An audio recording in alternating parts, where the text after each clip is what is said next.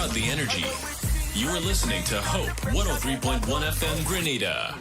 Becoming one. For of this reason, a man shall leave his mother and father and cleave to his own wife, and the two shall become one flesh. Becoming One, a program designed to strengthen marriages, challenge couples, and reignite our passion for loving, godly relationships. Join us as we discuss kingdom marriage principles on Becoming One, hosted by the Sabazans. Becoming One.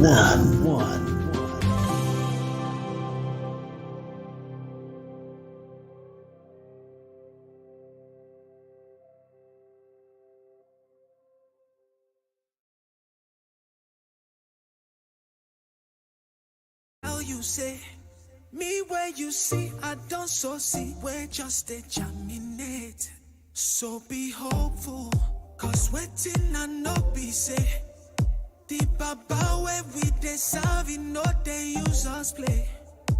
Ego enter, that thing where you define. Ego enter, it might take a little time, but ego enter.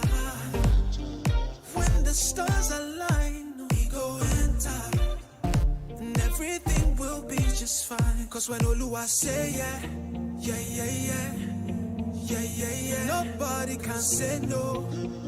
Baba, hello, oh. Cause when Oluwa say yeah, yeah, yeah, yeah, yeah, yeah, yeah, nobody can say no. Baba, hello. Cause you get the final say.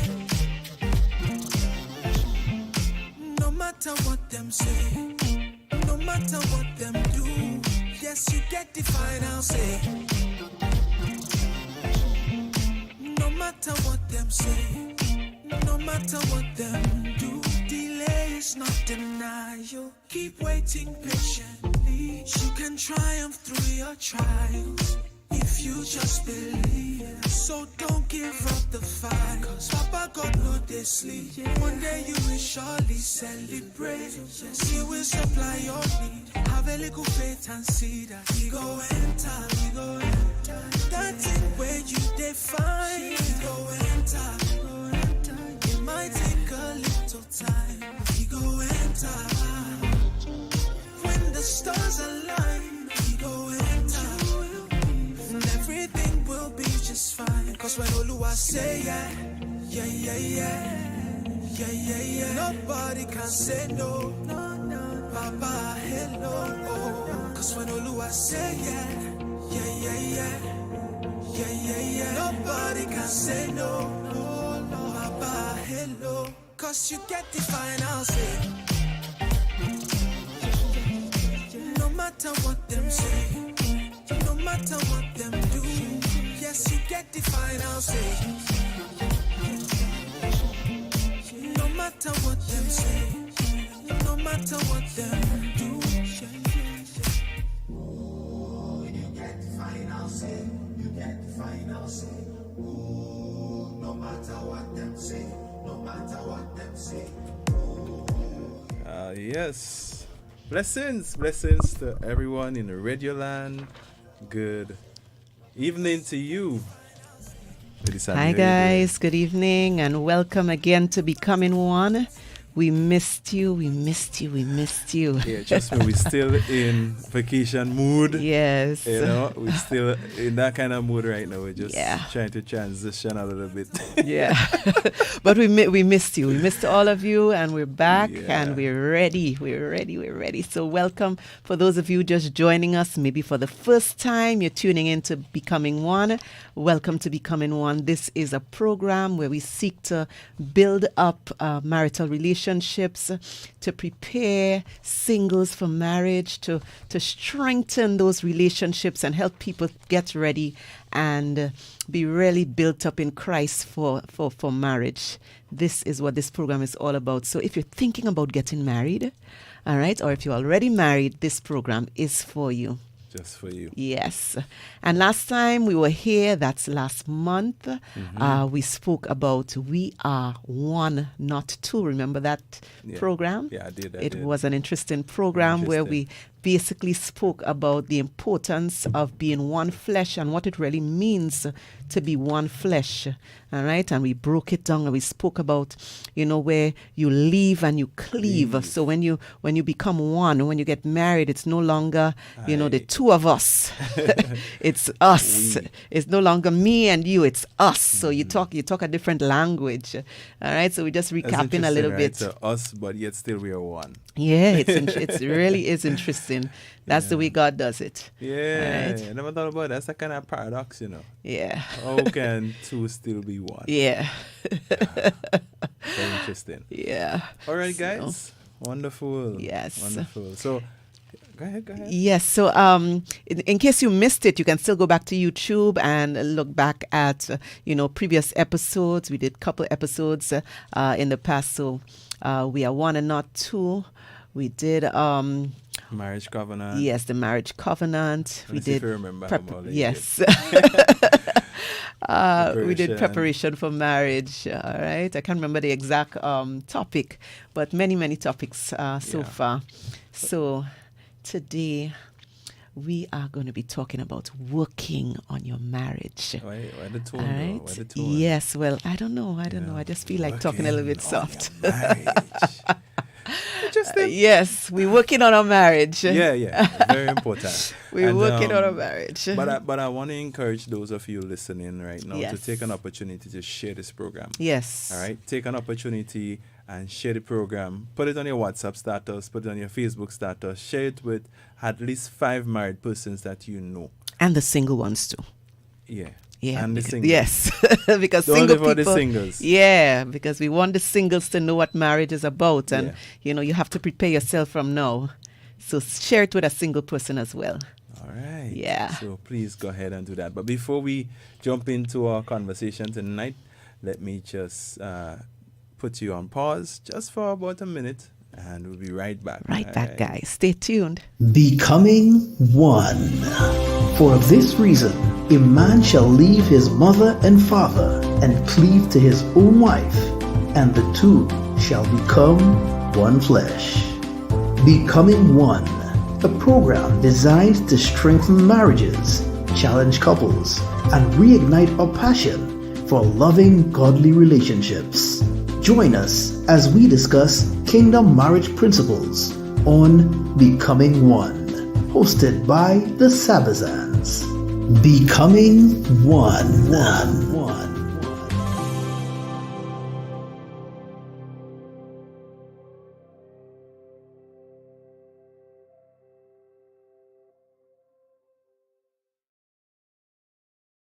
All right, and we are back. All right, so this time around, we always find, friends and persons who... Resourceful persons. That's right. Yes. That's the best word you can use. I really like this word that you just use. Resourceful persons. Yes. All right? And that's what we do. We can't do it all ourselves. If we try, we won't be able to do everything. There are people out there who been through things, persons who have similar passions, and they are able to share and strengthen your relationship just the same. All right? So, if you're paying attention, the last time at Hope FM, that was the last month. If you were paying attention, you'd realize we had a very special marriage conference here in Grenada. Some people attended and many persons didn't show up. But nonetheless, if you didn't show up, I want to tell you missed something very, very, very important. But while we were at that session, something my brother said stood out to me. Working on your marriage. Imagine, they said many things, but this thing stood out to me in my head. Working on your marriage, that's so interesting. All right, and if you were paying attention, you'd realize we had this beautiful couple that were on the station with me the day before the conference. All right, and one of the things that I remembered, and I ended up cutting out this piece of this video and sharing it on Facebook. Right. And it says, before you I will leave it to see if Jason remember it. before you something. I hope you remember because he said yeah, I like that. What does that song? All right. So his wife gonna talk about it with him in the meantime, and when they come on, they will tell it. But guys, I wanna present to you again for not the first time, not the second time. I think is maybe the third the time. third time, Yes. the fourth time if I remember well. So this is the fourth time. Okay. You don't remember the third time, but our good friends here, Jason and Tanasha Gray. All right. They're going to tell us a little bit more about themselves again, although they've been here before on Yeah. Hope FM. So we're going to put them up on the screen. Coming up right All now. right. And we want to welcome Jason and Tanasha. Bless you. Greetings. How are you guys doing? All right. We're doing good. How are you doing? wonderful. Just fabulous. Can't not complain. All All right. right, great. So welcome again to Hope FM. We want you to tell the people out there a little bit about yourself. Introduce yourself. Okay. Well, my name is Jason Gray. This is my lovely wife, Tanasha Gray. We've been married for 19 years. We'll be celebrating our 20th anniversary next year, 2024. We have three boys, 13, soon to be 15, and 27. And we live in Atlanta, Georgia. And I'm an entrepreneur. My wife is also an entrepreneur. And we are marriage enthusiasts. And we just love to go around and just encourage and talk about marriages and ways of keeping your marriage spicy and alive. All right. So, Jason, do you remember that line that you dropped, boy? Yes. Yeah. I said you need to work on you before you say I do. All right. That's it. That's the How line. could I forget that? Yeah, that was powerful that day. Work on you before you see. All right. I like that. I feel like that's a whole nother conversation right there. Yeah. Oh, yes. That's a big conversation right there. That's a big conversation right there. All right. So we want to jump into tonight's conversation, and we are talking about working On your marriage. Jason, remember when you said that day also? You see, you're a guy that give me inspiration, just like that. Yeah, do you remember that? Oh yeah, I remember saying that you need to, work on your marriage because a lot of times we work in the marriage. Working in the marriage meaning we're doing things to, our roles as husband and wife. I would cook, or Tanasha do the dishes, or I do the laundry. We're working in the marriage. But how often do we work on the marriage? All right. Big difference. Yes, big difference right there. Big difference. All right. And you know what? We cannot be laid back. As a couple, you cannot be laid back when it comes to working on your marriage. So as you said, work on it and not just work in it. All right. It doesn't work that way. It doesn't work that way. So you don't stay laid back as a couple and just think that it's all going to work itself out. I thought about the situation of I'm a teacher, so I like to use illustrations using students. All right. So think about a student who, you don't study, you don't do any revision, you don't take notes, you don't practice what you've learned, and you're basically setting yourself up for failure. All right. So in the same way, I can see a husband and wife in a marital relationship. If you're laid back, you don't take notes. Taking notes doesn't have to be you sit and you write down notes, but you look at what's happening. You pay attention to certain things. You study your husband, you study your wife, you study situations, and it's a part of working on your marriage. All right. I had no thoughts on that. My thoughts, because we thought about working on your marriage, and she just shared what she feel it's like to work on your marriage. Right? Generally, right? Yeah. My thought actually it came from a dream. All right, I wrote it, so I'm going to read what I write because I didn't want to forget it. All right, so a marriage doesn't have to be broken for it to be worked on. So most people think because you're working, you have to work on it because something is wrong. Oh, it's broken. Yeah, it doesn't have to be broken. All right, so. The funny thing is that many couples stick to traditional ways that cause them to avoid certain conversation as they are using the wrong oil to keep the engine running. Some deep stuff, right? Yeah, if you have a brand new vehicle, we know we treat it different when it comes to the oil that we put in. As men mechanics, they would know that you don't put a certain grade of oil in that they could mess it up. So if you put in the wrong oil in the vehicle, they want to make it work. You must put the right oil in order for it to work properly. That's right. I say, there are some things that I believe that needs to be thrown out the window. Yeah, there's some things that I said. This what I'm sharing here came from a dream, right? and it's amazing. It came from a dream. So there's some things you need to throw out the window because they are so old and outdated. They are bringing termites into the relationship. I like Yeah. that illustration. So think about that. Right? Uh, And these things may be things like a way of thinking, maybe some habit that one of the partners may have that is not really helping the marriage to grow and to bloom. So that needs to be worked on. There may be some mind changes that need to happen on both parties so that the marriage can thrive. You understand? But with the help of God, you understand, once you present your marriage to God, you examine your marriage, and with the help of God, I believe the Holy Spirit will show us areas where we can make changes, and that union, can bloom and look like what God intended for it to look like. All right, so oh that's yes. just a quick foundation. I Yeah. just want to lay from. I wish I could have shared the dream, but yeah, I would if you allow me. You think I should? Go ahead. Go ahead. Go ahead. I want Jason's permission. Oh, yeah, go for it. We love dreams. Yeah, we love dreams. So it was like around it's 4 in the morning. We on vacation, and I'm getting this dream that I was basically going to a church to have a function. It was about marriage. That's the amazing thing about it, right? And the first floor of the church, the folks were busy there, so I couldn't use that place. So they said to me, go upstairs and use the room that was up there. When I went upstairs, I saw it was not looking good. There were some old beds there, and the beds had termites in the wood. So the guy said we need to throw everything outside because it's not good. Clear it out, get rid of it, and make room so that people could learn and grow. Because when he did, but the condition was good because they had an AC in the room. I remember that much.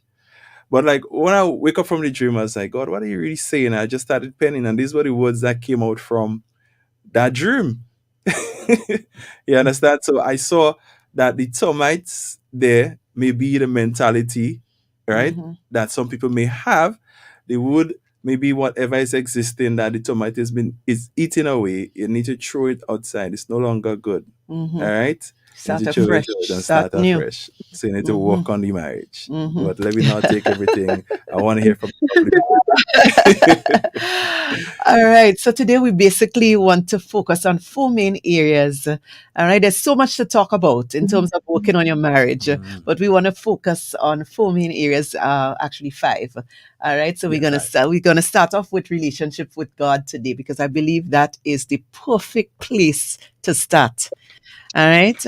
Now, I want somebody out there, if you're out there and you're listening to this program, I want you, if you're in a marital relationship or, even if you're single, think about your relationship with God.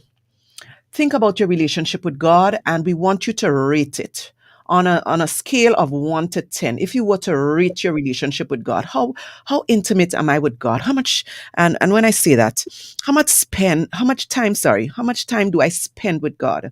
What is the quality of time? Am I just rushing through my prayers? Am I just rattling off, a prayer in 5 seconds and okay, that's my morning devotions? Am I just reading a quick devotional and by the time by the time probably I reach in my car, I forgot what that devotion was all about.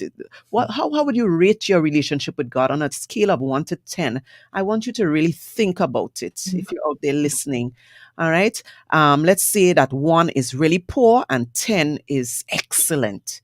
I want you in your heart to really think about it. All right.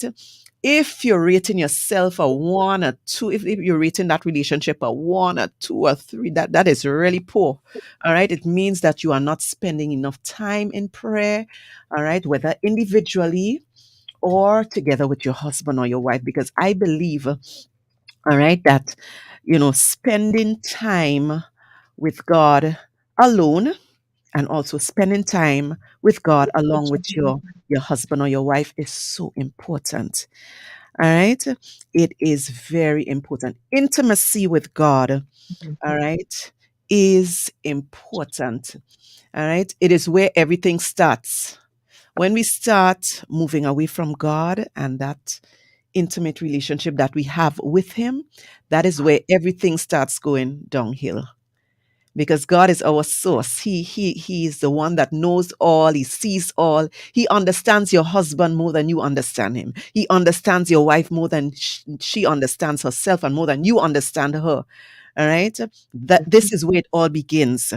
All right. So when you have a good relationship with God, all right, you are actually working on your marriage. When you are working on your relationship with God, you are actually working on your marriage. All right. Now there's a scripture in Philippians chapter 2 and verse 12 that says, and I know it's a familiar portion because we talk about it sometimes. We say, but this is what it says. All right. I think this is the amplified version I have here. It says, so then, my dear ones, just as you have always obeyed my instructions with enthusiasm, not only in my presence, but now much more in my absence. Continue to work out your salvation. That is, cultivate it, bring it to full effect. Actively pursue spiritual maturity with awe-inspired fear and trembling, using serious caution and critical self-evaluation to avoid anything that might offend God or discredit the name of Christ. All right. What this scripture is really saying is to work out your salvation. In other words, don't just leave it there to just, you have a relationship with God. You have to work on it. Work on it. You can't just say, okay, I'm a Christian and that's it. All right. In the same way, all right, you are working on your relationship with your husband or your wife. What do you think about this, babe? Well, it's very important to have not just a relationship with God, but a good relationship That's with God. right. Intimate. You understand? Close relationship. Yeah, and if you want to liken it to what intimate relationship, if you want to understand what an intimate relationship looks like, think about you being in a relationship with, well, you're in a relationship, you're married, but you're not talking to your husband often. You don't care about him. You don't care what he think. Mm-hmm. And the relationship with God can be one way. It can be I mean, God trying cares to talk about to you and you just, but you don't even want to talk back to him. mm-hmm. Much less if you have a husband and a wife not spending time with God. Mm. How bad that can be. Right? Remember that union, it is not the union is not me and God alone and my wife is excluded. Mm-mm. It is three of us. Yes, threefold God. You Yes. understand? So once it's that way, and you keep it that way, as long as you are married, I believe you would have a strong relationship because the Spirit of God is going to show you when you're going off. Mm-hmm. Even when your wife might be in her seasons, because ladies, they have their seasons. Their moods, our moods. Okay, yes. I experienced some moods today, but wisdom taught me it's just moods. You understand? I'm like, babe, you okay? Again, if you don't know that, and you don't have God in you to show you, the Spirit of God in you to show need discernment, you that, and that's why your relationship. You will take it the wrong way, and then you have problem. You're gonna treat it the wrong way too. You understand? So, I think relationship with God is important so that we understand each other. Because remember, God is my creator; He's your creator. He understands everything about me. He understands everything about you. When there are things that you're going through that maybe you might not be sharing with me, God, the Spirit of God can share it with me. Yeah. All right. And I can, we can work on things together. Let's say, for example, my husband has a problem with anger. All right. If we are both intimate with God, if I am close to God and I understand the word of God and how to treat anger, all right, and I see my husband acting in a specific way, then I would know how to speak to him, how to, talk to him about his anger problem. And my husband in turn will be able to basically knowing the word of God, he should be able to control his anger. He would know that the word of God says there is something called, self-control, and the word of God says, be angry, not. Yeah. All right. Now, Tinashe and Jason, you are free to jump in at any time. I know my husband likes to talk a lot, and it's kind of rubbing off on me. Oh, so you are free to interrupt us at any point if you want to share a point, or if you would like to speak. Don't mind us. She says rubbing off on her. Yes. Yes. But we just thought that relationship with God is one of the most important places that we should start off today, because we want to make things right. A lot of the times when marriages have a breakdown, or a lot of the times where there are upsets in our marriages, and so it's because of a problem with our relationship with God. So it starts there somewhere. We're not spending enough time in prayer, or maybe we're not applying the word to our lives, or maybe we're not listening to God. We're being disobedient at things that we're doing. And that is where, we need to work on our marriage by working on our relationship with God. So we thought that is a very important place to start. Absolutely. And I agree with you, because for a couple, it is absolutely fundamental to have a strong relationship with God, because everything starts with God. And if you, and I'll use myself as an example. Let's just say, for instance, I start to drift and I don't have enough time. I don't spend enough time with God, and I've allowed other things to come into play into my life. And then all of a sudden, that's going to manifest a different behavior in me, and then Tinashe is going to notice it, because I may be grumpy, I may have an attitude. She'll detect something is wrong, because all of a sudden I can tell when you're not spending time with God, because you're a completely different person. And of course, however she reacts to that will also determine how our day is going to be. But if both of us are spending time together with God, or even separately with God, we will have a very tight relationship. We'll have a great time that day. Oh, yes. And I would like to look at even the person who doesn't have their armor on. So you'll find that, that when it comes to salvation, they're not thinking that way. When it comes to truth, their belt is loose, right? If they're becoming darted and getting offended quite easily, chances are their shield of faith is not up. Right. So you can just think of it in terms of the armor of God, and you'll find that it depends on how they're suited up and ready for battle, or even just embracing the promises of God. You can tell.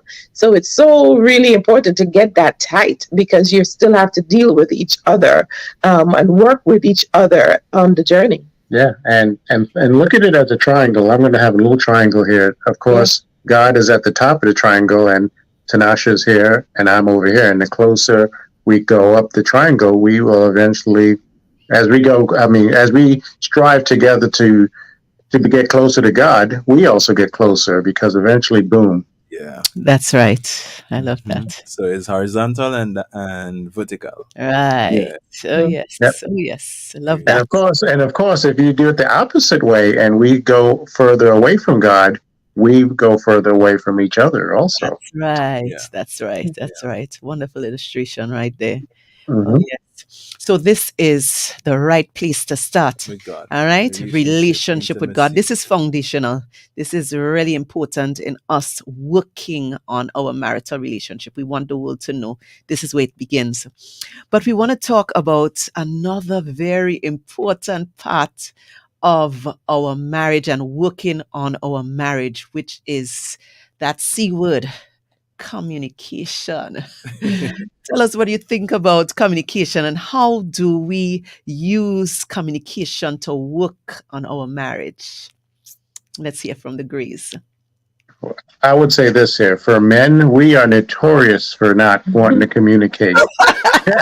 I mean, that's just, I hate to say that. The stereotype is there for us men that we're not communicators. We don't know how to express ourselves. Men, we need to work on that. Communication is very important in relationships. It's an important thing in marriage. The moment we stop talking, everything starts to fall apart. True. The wife all of a sudden feels lonely. She feels slighted. I mean, everything surrounds communication, and a lot of times that start going way back into your childhood. If you don't have the skills, or if your parents did not have a good communication between mom and dad, that stuff rubs off on us, and then we go through life thinking that, well, you know what, it's best to keep my mouth shut and just hold in my feelings, and then you go about life doing that, and you recognize, why is my relationships failing? Why is it that I have a difficult time expressing myself because I don't know how to. No one's taught me how to. And now my relationship is suffering at work also, because if you can't communicate at home, you certainly ain't going to be able to communicate anywhere else. It all starts from home, and it all starts from when you were a child. So true. And you know, sometimes people get stopped when you say, "Can we talk?" That alone right there, you know, it's like a sticking point. They get nervous, sweaty palms, you know, they're worried, they can't wait to have this discussion. And then when you're having the discussion, they might breathe a sigh of relief because it's not as difficult as I thought. But why are we putting up such a guard when it comes to talking? Can we talk should be, you know, just common nature to each other, because you should be doing that along life's journey. And so you want to be able to share with your special one, that person who you're going through life with, just share with them, because as you grow, they're now coming into the knowledge of what it is that you're learning, how that experience has shaped you today, because your shape might be changing as you go along because you just had an experience today. So we want to grow together, and it means that we're going to have to share along life's journey. It means every day there is something to talk about, you know, on a deeper level. You might just answer someone as a yes, but when it comes to your spouse, you want to give them more than just a yes, because they deserve more than just a no or a yes or maybe or I don't know. They need the whys behind it. They need timelines behind it. They need the purpose behind it, right? So giving people just a blanket on the outside, that's fine. But when it comes to your significant other, your spouse, you want to give them more details, more depths, almost like when Jesus was with the crowd. He just shared the parable in a very general way. But when he got behind the scenes with his boys, he was able to go in deeper on another level to share more of a deeper insight to the very same thing he shared in public. Oh, yes, so true. And I quite agree, because a lot of times when, you know, you meet up with a friend or an acquaintance and somebody's asking, how you doing? I'm good. It's just an automatic answer sometimes that comes to your mouth. But it is so important. It is so important to be able to, you know, wind down at the end of the day or so. You know, you come home, and if you had a bad day, you should be able to say, I had a bad day. You should be able to speak truthfully to your spouse and say, look, this is what happened today. And, you know, you might need a little shoulder to cry on. You might need to go over something that happened in your day that you didn't appreciate, something that happened that may have shaken you up a little bit, that you might need to talk over, maybe a decision pending, something. Yeah. All right. And communicating and being able to be open and be able to, you know, your spouse is your friend. You should be able to just speak to them freely and feel, you know, comfortable that they would hear you out, that they would give you good advice, that they would, you know, just have your best interest at they heart. have your best interest. I sat silent and I thought, like, what would it be like to be in a relationship with someone that don't speak? Be a very lonely relationship. Literally, it'll be lonely because if there's no communication, you don't know what that other person is thinking. It'll actually be a very boring relationship, miserable relationship, because at some point you won't have anything in common if you're not talking anymore. If you're muted, you can't grow. You know, they say whatever you feed will grow, and whatever you starve will die. Wow. And I like to think of. I'm sorry. Go ahead. No, go ahead. That's okay. No, I was thinking of both ends of the spectrum where you can have in one category a person who doesn't speak, and in the other category, on the flip side of it, a person who speaks a lot. They tell the whole truth, nothing but the truth, and they give you everything in a very blunt way. So where should we find ourselves? And that's the question we'll ask the audience. Where are you? Are you in that category all the way where left field, where you don't speak at all, or you're chatty Cathy? Oh, you're chatty cat, right? So some people just have 5 words, and some people have a paragraph when you ask them one question. Where do you find yourself on that spectrum? Very interesting. Let me take a quick pause. I just want to say good night to Dottie Buckmeyer, Sylvina, Kyrene, Helen. Helen is saying here, by listening, you will learn a lot. Communication is the key to a beautiful relationship in your marriage. Yeah, True. And that's true. Very, very true. She just dropped a bomb on us right there like that. Good night to who else? Karine and Kelly. Kelly, good night to you, my sister. Brother Mishak, blessings. Guys, please share the stream with your friends tonight. Anyone you know that is married or single, planning to get married. This is information that they need. Oh, yes. I say that they need. All right. And a lot of the times people don't get that information and they get married and it's like, I wish I knew. Yes, before I got married. We want you to have opportunity to say, I know what I'm getting into. All right. Good night to you, Dr. My friend Duncan. Good to see you. All right. So very important. We're talking about communication. Previously, we talk about relationship with God. All right. And a very special guest here tonight, Jason and Tanasha. They are authors. They are knowledgeable, well experienced, full of knowledge. They have fought many battles and overcame. You understand? I love one thing Jason said to me. I remember I said, this guy teach me so much and he doesn't even know. He says, listen what Jason said to me one time. Counseling class is cheaper than divorce. Yeah. Yeah. Yeah. So sometime in your relationship, you may just need that type of communication with somebody else as a couple. Yes. That can help you. And that's another way of you can work on your marriage. That's right. You understand? And if it is you're a couple that's having problems with communication, that's the way to go. Yeah. Bring in a third party, somebody who is knowledgeable, somebody who is trained, properly trained in that area to help you and to assist you. Because, there are a lot of times when, as couples or as individuals, we always feel we know. All right. That's why it is important as Christians and generally as people that we remain humble. Humility is a part that should be a part of us. It's part of communicating too, Yes. Because if you're not humble, Jason, think about that. I always think you're right. You're always right. How would that communication come across? Then let's talk about a self-righteous person. I am just right all the time. I'm not wrong. And your wife is saying to you, and I would say that because sometimes, us men sometimes could be like that. We have very good defense. We're good at defending. You understand? But it's funny you say that. The self-righteous person always find themselves shutting down the other person. And that's because they don't want to hear what you're going to say because you think you know it all. And of course, you've just broken communication at that moment because they know the moment you say something, you're right. Period. End of the story here. Don't say nothing because I know everything. I know all. I see all. I can do all. And that's a marriage killer right there. Wow. Yeah. Yes. Know it all. Know it all. So you basically, what is the sense I'm talking to you? I can't say nothing you don't know. Yeah, because you don't give me a chance to even express myself or even explain it. You know everything. And sometimes that's the way a person would try to shut the other person down is that, they just cut them off by saying, I already know. You don't tell me. I know. You tell me something else I don't know.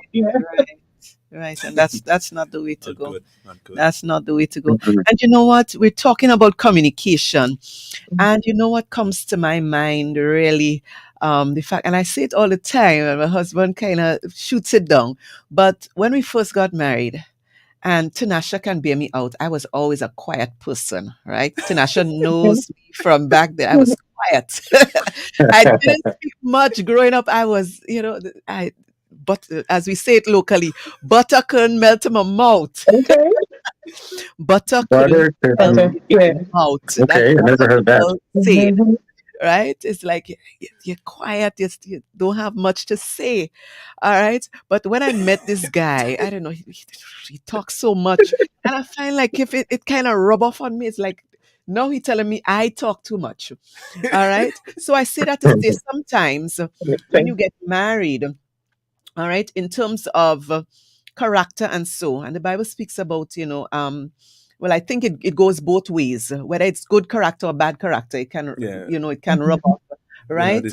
But a lot of what, his talkativeness kind of rubbed off on me in terms of communicating, all right? At first, it was just him just talking. And after a while, I say, well, okay, well, he taking all the talk. I'm going to, and after a while, it became like, it was not just him doing all the talking. I was doing some of the talking too, until maybe I do more of the talking now. And he kind of had to, listen. Wow. And I think it might have already been inside of you, and you were just observant and being very, deep in thought, and now you're able to just bring it out, because if you dig deep, there might have been something that kept you silent. Probably. Maybe. Yeah. You never know. I mean, he brought it out in you. Now look at you now. You're just a blossoming butterfly here, verbally. Yes. Yeah, but it's amazing though. When you can communicate openly in your marriage, that's beautiful. Yes. Where you communicate without fear. You don't have to worry without being judged. When you can communicate, that kind of communication is the type of communication I believe is missing in a lot of relationships. True. The open type of communication where you can see what it is you're feeling. Yes. What is you're experiencing. Even concerning your past, what you've been through in the past. Some couples are afraid to share, with your husband or your wife. Maybe you've been through some trauma when you were younger, or maybe in your past, maybe you went through sexual abuse or certain things in your past, and you're afraid to communicate it or to let your spouse know that this is what you've been through. Yeah. And that can bring a lot of pain and a lot of problems into your marriage. All right. If you're not able to communicate those things with your spouse, to be able to let them know that, you went through this, it can cause problems to your marriage. I agree with that. But I'll also say this too, that you want to be free with your communication, but you have to be very cautious and tactful on how you are honest with a person. Because if you're brutally honest with a person, let's just say, for instance, one person is overweight and you just say, you know what, I'm not, well, I don't want to use the fat word, but if I say, well, honey, you can stand to lose some weight, or you can stand to lose some pounds, that would be offensive to her. I'm being truthful in a sense, but that's offensive because now she's going to be self-conscious about herself. But if I say, honey, I really think you should really change the way your lifestyle, because I'm concerned about your health. I think you may need to go to the doctor, and just frame it in a sense where the person sees that you're more looking out for their well-being and not trying to assassinate their appearance or tear them down. Because at the same time, you want to be honest with your spouse, but you don't want to be honest to the way it actually hurts them to the point where they now are self-conscious about themselves. So we as couples have to be very careful how we communicate, because it's all about context of what you're saying. That's right. I like that. That's where we talk about our conversation being seasoned with grace. Yes. So that you put grace over it. You put, it's like gravy. You put some good stuff over it, and you can say, well, we need to work on our health. We need to go exercising on mornings together. Right. We need to take a walk on the beach or eat differently. Are we making right choices? Yeah, or we make the right choices. And Jason would ask me, and we'll be accountable to each other, and we're open in that sense. And I can say, I'm not making a good choice by eating some of that right now. But I don't care. But however, in this moment, let me finish this eating right session. Ask me that later, right? And we can be honest, but we can also have fun with it, and it's not critical or judgmental. Yeah. Right. But there's some people who do not, when it comes to communication, for some reason, they don't remember what was said, right? Somehow they don't get it, so you have these miscommunication pitfalls that happen with couples. Like, I thought you said this, I thought you said that. Oh, I don't remember hearing that. Right. There might be some creative things that we can do to make sure that everyone's hearing each other in the manner in which we are presenting what we're saying. Because sometimes we're hearing different things. True. Yeah, you asked the question, what did you hear me say? Right. A lot of times what you hear is totally different than what I said. Yeah. Yeah. True. That's true. That's true. And I like that, just to reiterate that if you take the approach where you don't point fingers, you would always get a better response. The Bible talks about, again, a soft answer, turn it away, wrath. Mhm. So once you take the approach in your marriage where you always think about us, again, we talk about becoming one.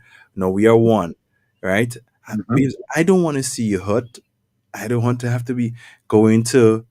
If you say it like that, I the person would think you're selfish. But when you change the tone because you think about what you want but not about the other person, they would hear what you are saying, what you're not saying, what you're trying to say.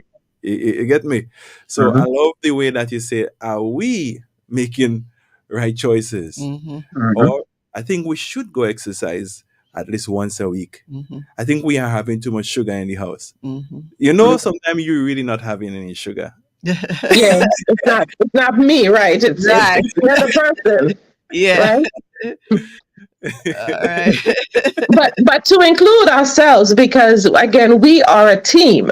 So whatever Jason does that affects him, affects me, whatever. And to be honest, this body is my body. So, I need to get this body fit, Yes, right? Because you can tell that eventually we're going to be taking care of each other. If not now, then when? Later. If not starting here in this moment, later on is going to be weird and awkward for us to have to take care of each other. Some people truly shy away from it when it comes to caring for their spouse. After all that has happened, they're like, not me, I'm leaving. I'm jumping off ship because I can't handle it. It wasn't something that was built in from the very beginning of the relationship. I didn't sign up for this.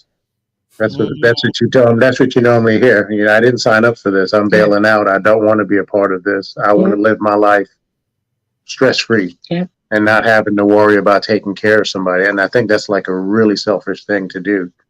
I mean, you communicate in your feelings, but that's not the way to. You don't want to destroy or crush somebody else because of your own selfish ambitions. That's important.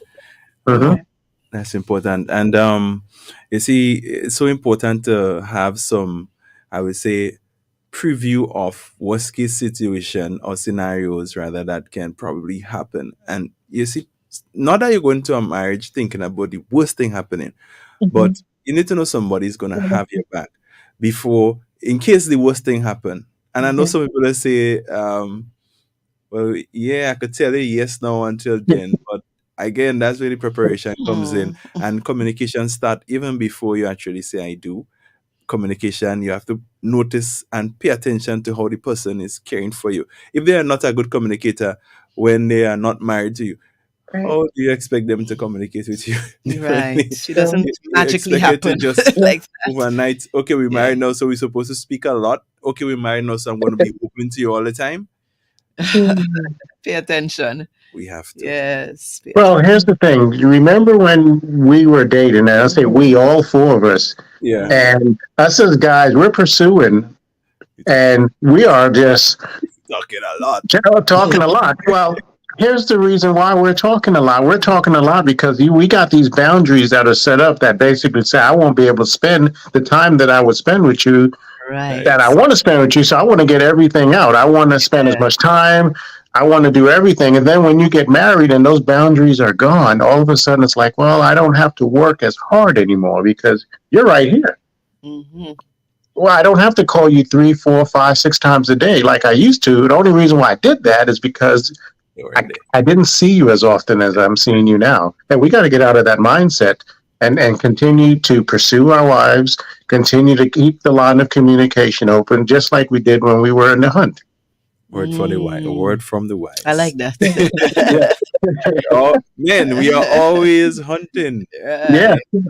We are hunting, but we're hunting for. Listen, we have that in the bag is ours, but we can't stop hunting. Boy, this thing is amazing. It's amazing. And I mean, what are you hunting for? If you don't, I guess if you don't take care of it, you will lose it. So you have to keep Somebody else will come and hunt for that prize, and you don't want that. You want to protect what you've worked so hard to get. See, there's another one. We want to protect so hard what you got. Right. I can't say it again, but I get this one. Don't worry. Yeah. I can listen for this one. Yeah, you'll have to rewind that and catch what I just said. Right. Yeah, you have to protect what you work so hard to get. There you go. There we go. Protect what you work so hard to get, and it goes both ways. Exactly. Yeah, the wives have to do the same thing. We have to pursue each other. Yeah. Again, if you don't pursue each other, then your marriage become stale. Oh yeah, stale. Dry. I thought about it like a tire that's being utilized every day on a vehicle, right? At some point in time, you will change it. If you don't change it, you can have accidents, you can have problems. You understand? Police could charge you when they see with this smooth tire on the road. So you need to have grip. You understand? You need to have grip. If you don't have grip, then everything just smooth. Anything happen, anything goes. Yeah. Work on it. And if we have time, I just wanted to say that there are times when we have to find ways to really get a message across. And one of those ways is to really use what we call word pictures, or you use kind of like creative, messages to get your thought across, almost like a conversation game. And so I gave Jason an analogy on his way home today. And I said to him, when you come home and you don't have a lot to say to me, it feels like you're bringing me a bowl of leftover food, which he likes to do that.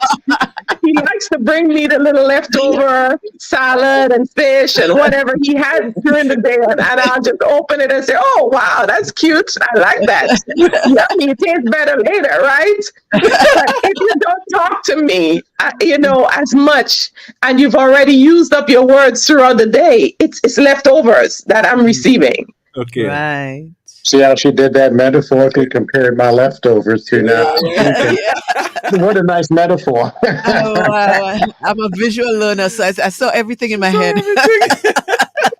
To get through, right? Because sometimes the husband, the wife, they're not getting the message that you're sending. They're really not hearing what you're saying, and you're having to say it over and over. But when you give analogy and you give word pictures and you give these, you get it. Parable. That's what Jesus loved. He loved parables. He walked away knowing exactly what the kingdom of heaven was like. Yeah. So real quick here, Esther is saying that is true in terms of person speaking a lot. She says that true. The same with my husband now. I find he speak too much when I was a chatterbox. You see the tables turn. Table turn. Says, choice of words is important. Yeah, you need to know your spouse. And my friend Dominica is saying really quick, I've been married for 3 years now, and me and my husband have been having problem. My friends said, that's another story there. Sorry about that. Yeah, don't listen to your friends. Don't listen to your friends. Your friends are probably single or divorced themselves. Not the right people to give you advice. Yeah. Right? Go to God, and if He leads you to someone right to talk to, you can definitely do that. But we want to move on. Yes, we want to talk about finances. That's a ticklish area right there. Money. They say the money thing is a funny thing. Yeah, but you know what they say. It's interesting that there are some areas in a marriage that can really pull it apart. And money is one of them. Communication is one of them. Sex is one of them for a lot of people. You understand? And what's another one you could think about? Well, Can't think of any right now, but go ahead and jump into the finances. Religion and faith. And in-laws. And then in-laws. Oh, yeah. In-laws Mm-hmm. and friends. Mm-hmm. Keep them out. They are like the termites we are talking about. I never heard of good termites. Termites are not good. Termites are there to destroy your home. Right. You know, if there's termites in your relationship, you better take care of that. Oh, yes. Get the wood out of the relationship. All right. All right. So, finances. I thought about finances and I said, okay, you know what? Agreement is very important where finances is concerned in a marriage. Agreement. Right? Can two work together unless they agree? And how does that fit into your money? Boy, if you don't have agreement in terms of how you're dealing with the finances of the relationship, you have a problem. You must and that, over years, realize that goes two ways. There are people that say, listen, it's my money because I am the one working for it. It is my salary. And they are married couples and they would both say the same thing and be in a relationship. But there are these people who say, there are persons that says, listen, it is our money. When you get paid, it's not your Mine money. and yours. It is our money. That's two models that a lot of people, battle over for years. To me, I love the one where it is our money, right? And not that. You see, I can't even say I get to spend my wife money. That doesn't even make sense. It is our money. So, if you ask me, how much are you working for? I will say how much we are working for, not how much I am working for, because at the end of the month, or whenever we get paid, or whenever we and that's the correct. That sounds much better than say when I get paid. Because when you say I get paid and you're thinking about as I said, I prefer that model. The we put everything, we decide where it goes and how we handle it, rather than one person get to decide where theirs goes, what part they put in there. And I'm not saying that can work, but again, you need to have agreement and you need to come to that conclusion where you say to yourself, okay, this is how we're going to set up our finances, and whatever works well for you, because everybody's situation is different, I would say go with that. The important thing is to agree. I agree. Agree. Well, Discuss I would say this here. Let's debunk the whole thing about my money and our money here. So if a couple is in a relationship and they both have separate bank accounts, already you're in trouble because you're not one. You have your own bank account and then you start splitting the bills down the line. That's not how things work. That's roommates. That's roommates. That's not there's no wholeness in that part there, because now you're saying, well, I pay the mortgage, you pay the bills, you pay the light bill and stuff like that. We know people that have structured their marriage like that and it isn't working. So that is not the way you want to go. You don't want to have separate bank accounts because that leads to other indiscriminations, indiscretions here. Now, the couple that has their money together, and when I say together, bank account, we have joint account. A joint account. My paycheck goes in there, Tanasha's paycheck. Once I get paid and she gets paid and it goes in there, there is no... there is no my or hers or any of that stuff. That's why it's laundry in there. I mean, it's mixed, it's washed there, it's massaged, and that's how you look at it. It's just one. It's just one household income. That's what it is. That's what it is. So I may have a credit card. She may have a credit card, but guess what? The credit card is under the same account. I'm a user. She's a user. I don't have a credit card that she doesn't know about, and she doesn't have one that I don't know about. Everything is one. The car insurance is, one. It's whatever we have to insure. It's all one. When you look at the mortgage, it doesn't have my name on it. It has both of our names on it. Right. It's just how it's supposed to be. So let's debunk the whole thing. Well, it's my money. If money is something that can tear a marriage apart, but if you sit down and you talk about it, if you want to spend a little money, we can talk about that. But it's not your money. It's just something we came to agreement to do. But Jay, one of the things I recognize is that people get married And I mean, I've heard persons say to me, I was married and I never knew my husband's salary. And I was like, and after 2 years of being married, I am now looking into that and seeing how we can make it better. And I was like, oh my goodness. Lack of communication there. Yeah. But then what I thought about too, also, everybody have some form of knowledge as to how money is supposed to work in a relationship. Some people, they have it, they don't even know because it's something that is passed on to them automatically. And it's hard being married in your parents' shadows. So you marry, but mommy used to do it that way, or that's how I know daddy used to do it that way. So no, I think that's the way it should work. And we talk about some of the termites again. You need to get them out. Throw it out. Yeah. Because now you're one, you need to change the way you think about your finances. It is very important that you change the way you think about your finances. All right. So we must have our own view.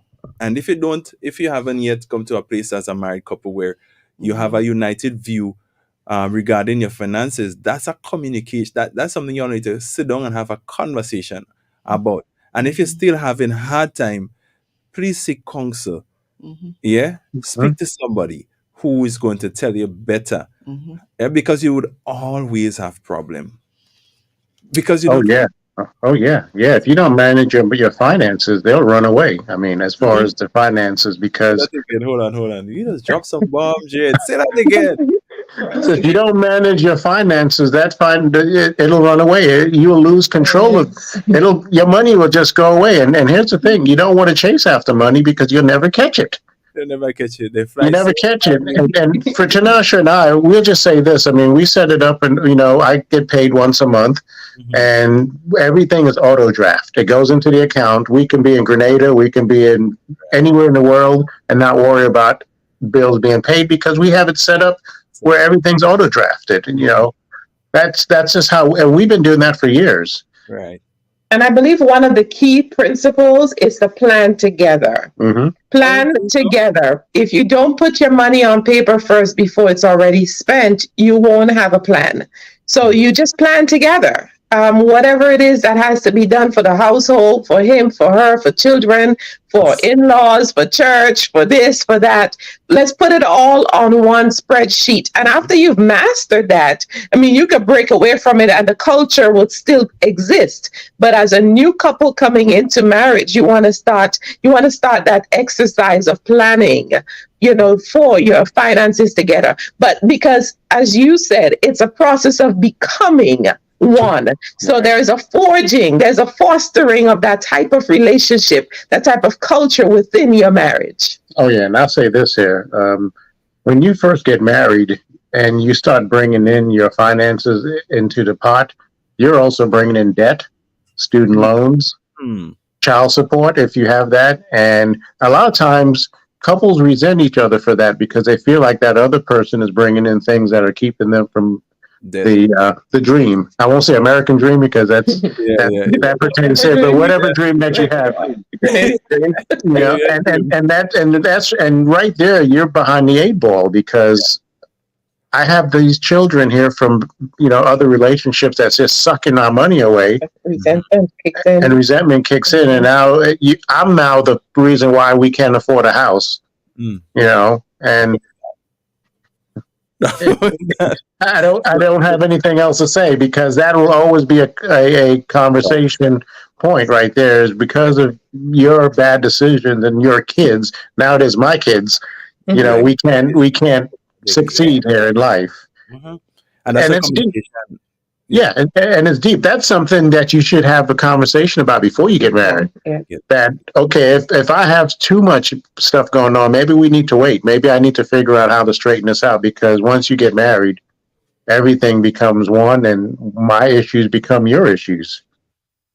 And just so I can say, Justin, even in that process, if you don't combine your funds together and combine all of your resource, your effort, everything that you have, you want to lump it together and see, together, this is what we have. When you don't do that, it makes it easy for divorce to be a True. thing that you go Easy. to. It's Already almost like you're separated. setting yourself Yeah, up yeah. for that failure.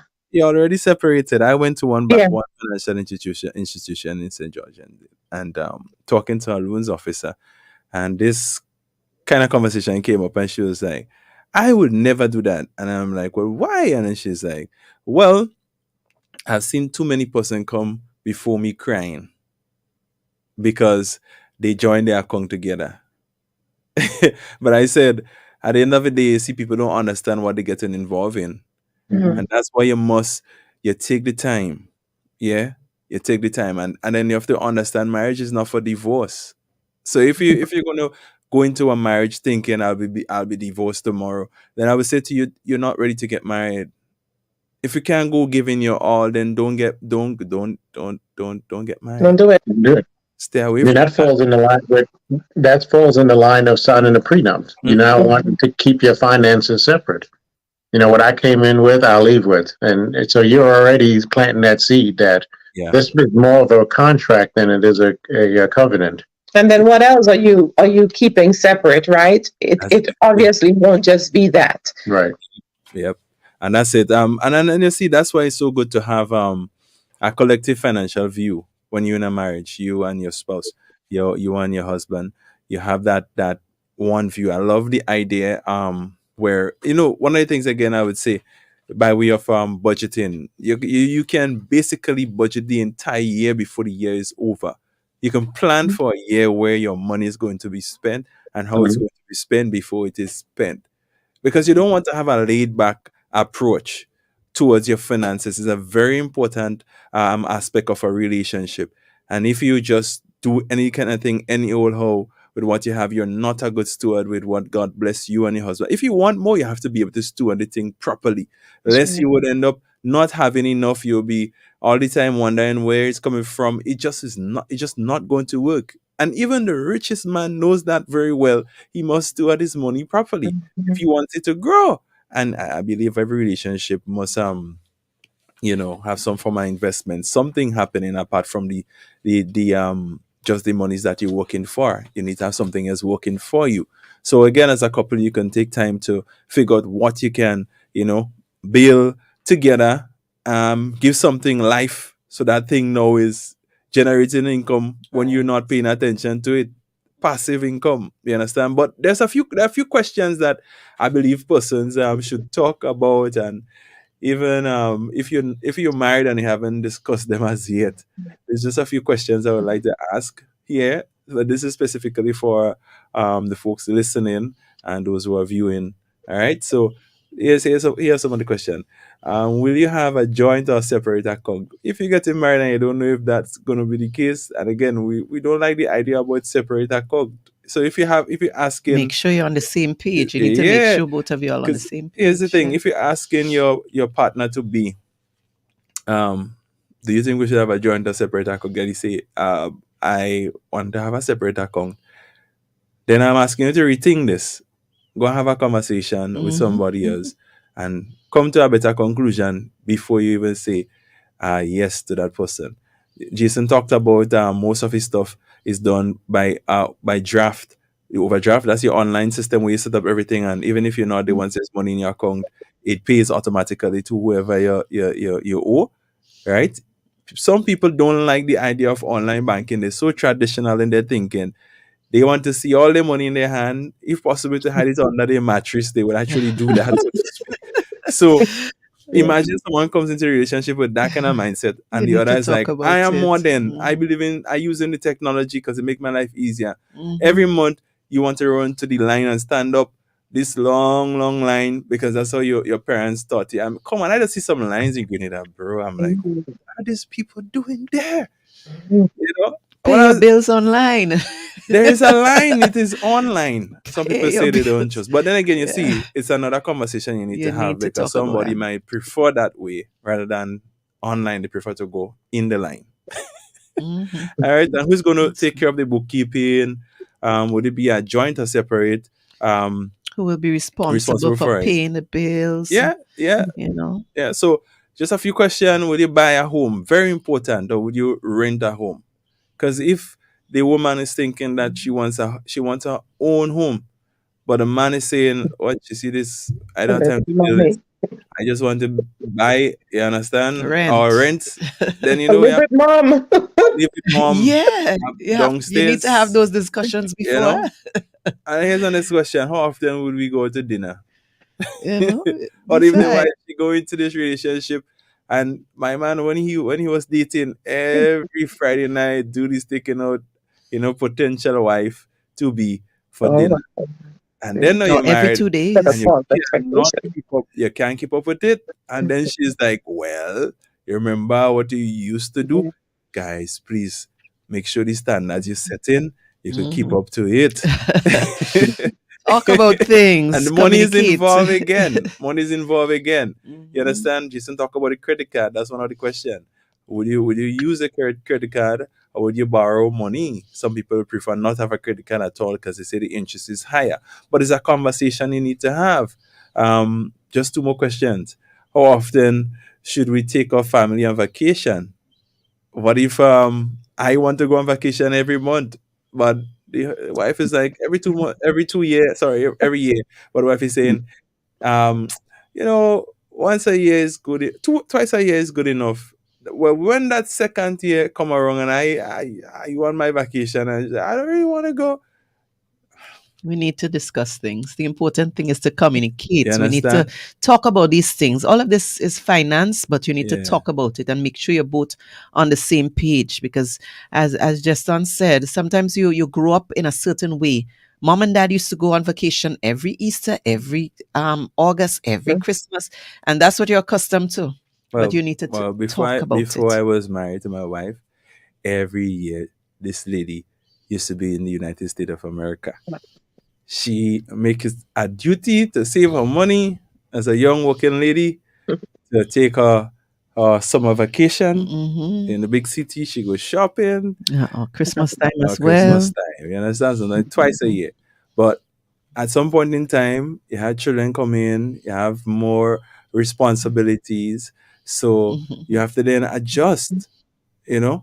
And we just came from vacation after a couple of years. Hmm. And this vacation was the best vacation I've ever been on. I'm saying it here today. Right. It was awesome. I'm Uh, telling you. And I'm like, when are we going again? So these are things you need to talk about. And that's also a way that you bring newness into your relationship, where you create new memories. That's working on your relationship just the same. Yeah, because if you're not, and we're not saying that you have to take a vacation, but you can do something locally. You understand what I'm saying? In order to to to Save on your to keep, well, finances. not just save, but to Mhm. you know keep it thing new and nice. Yeah. So again, some people may budget every month, and others they may need to budget every 2 weeks. You have to find out what works for you until you're able to create a model that works really nice and you have a sense of direction. I would say keep working on this thing, because the money thing is a very important thing. So keep working on it until you find something that you can agree on and let it flow. Mhm. All right. So we're running we want to just take a short break and we want to get back. We want to talk about that hot topic that everybody wants to hear about. What's We that? want to What's that, talk girl? about we want to talk about sexual relationship. We want to talk about that sexual part of our marriage and how we can work on that. So just give us a minute and we'll be right back. Right back. Becoming one. For of this reason, a man shall leave his mother and father and cleave to his own wife, and the two shall become one flesh. Becoming One, a program designed to strengthen marriages, challenge couples, and reignite a passion for loving, godly relationships. Join us as we discuss kingdom marriage principles on Becoming One, hosted by the Sabazans. Becoming One.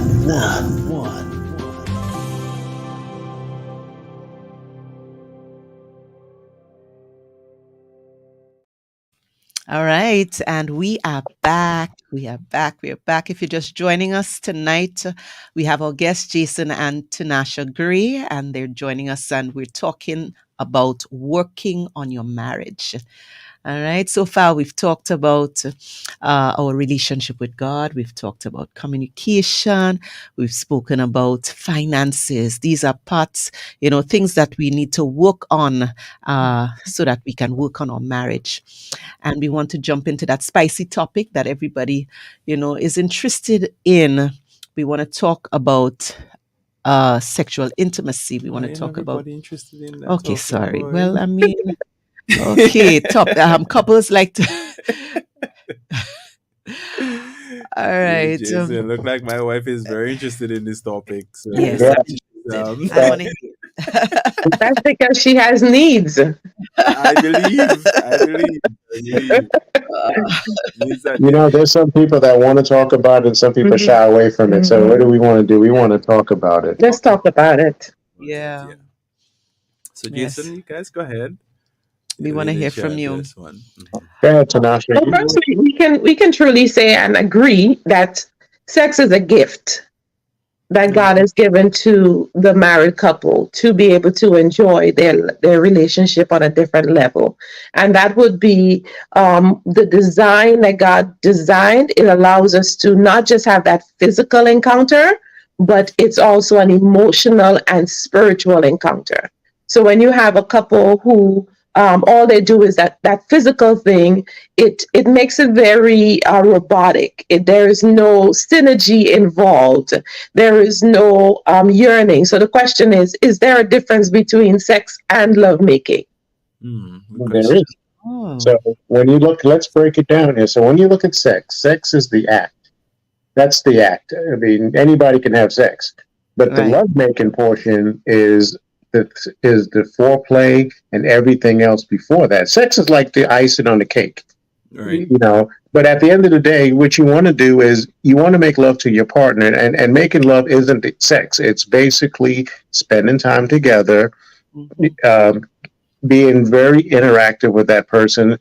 Sex starts, lovemaking starts when you wake up in the morning, when you're being nice and you're saying sweet nothings to your wife.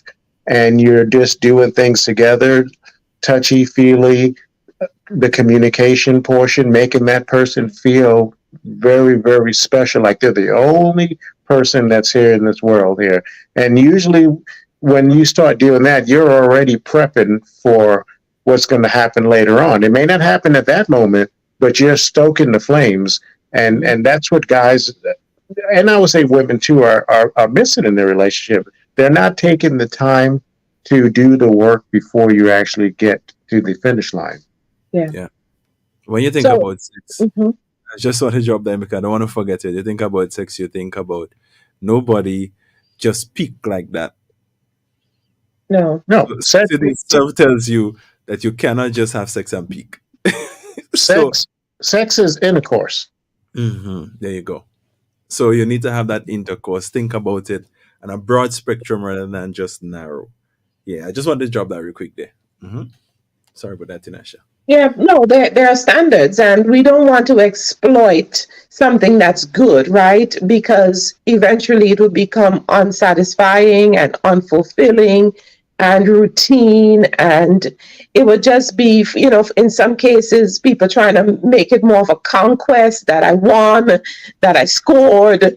You don't want it to be of that nature, or that, I did you a favor. It takes away from the fun that it should be. It takes away from the fact that it's a gift that you get to unwrap. It's almost like what we do when we have communion. When we have communion, we consummate the relationship we have with God.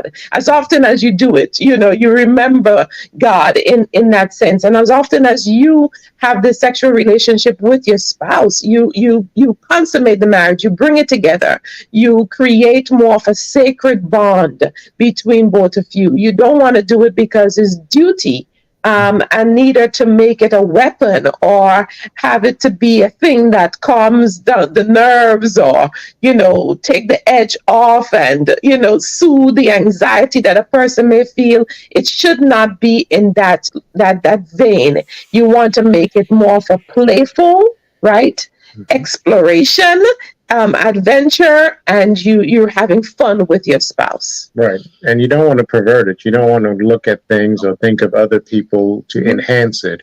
Yeah. You should look at your wife or your husband, and with that connection by itself should be the excitement that you need to be fulfilled. And a lot of times, like Tanasha say, sex is used for the wrong reasons. Again, we don't want to pervert it. We want it as pure as possible. And we want at the end of the day that my main goal is to satisfy my wife. It isn't to satisfy me, because then that is the selfish nature of guys or gals if they're using sex as a tool to, to satisfy self-gratification. And that's not how it works. And also, talk about sex. Ask your wife, what is it that we can do or I can do to enhance the experience? Because when you come together as a couple, you're mixing everything together, mind, spirit, and soul. And that's something that you don't take lightly, especially if you're doing that. So, you have people out there that just have casual and random sex, and they're really not experiencing what God has intended for us to really experience with sex. Sex is a beautiful thing if it's done in the appropriate way. Okay.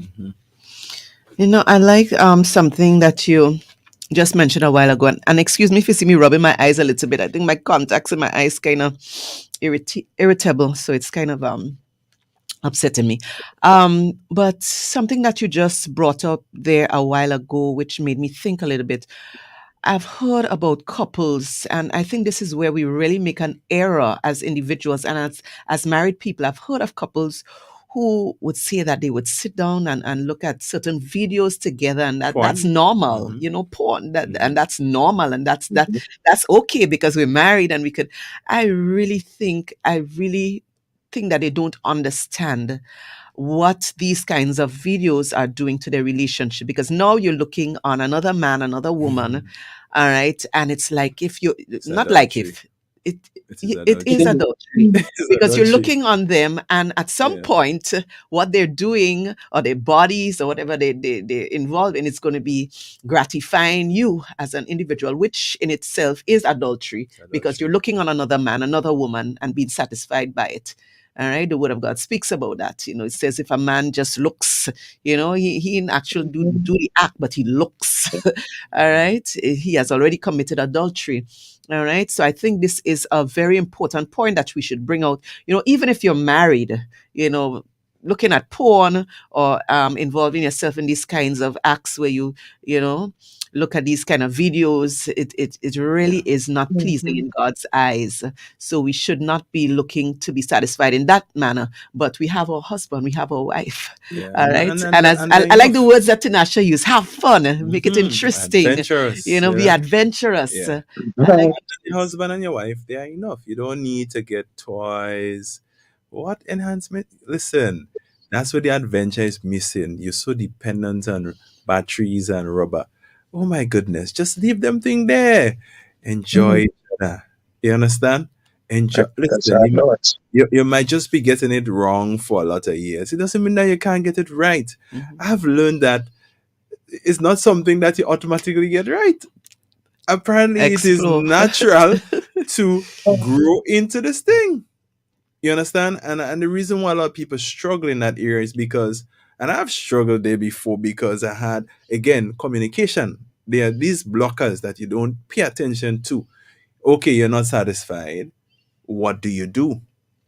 How can you be truly intimate with your spouse, right? If you are not satisfied, but you're not speaking about it. And the devil knows that very well. He will use something else to put right in that place to take care of what you're not satisfied with. Before long, as one of my old tutors says, my good friend, she says, you're in the bed with one person, but another person in your head. You can't go into the bed with your wife and have somebody else in your head. or with your husband, have somebody else in your head. Because how would it be truly intimate? Again, what are you really doing? What are you really doing? So you see, that's where you need to have this oneness of, as Jason said, of body, mind, soul, spirit. You come together. Your focus is not on you, and that's the nice thing about it. Change that mentality again, right? Because the culture had taught us a lot that as men, especially in Grenada, the music and all of that over the years, you have to go and you have to kill it. That's you understand. You have to kill it. What are you killing? You're killing yourself. You're killing your relationship. You get married. Remove that nonsense from your head, please. Yeah, sometimes I just get a little bit kind of over emotional when I'm speaking of it. I was going in that place, but I'm saying, please, if you want to get, and again, you can't blame people too, because a lot of times we are not taught a lot of things. How you grow up, yeah, the again, ideologies, the things that you're taught from a little girl or a little boy and growing up in your society, you learn them. the things that you do and the things you've been through.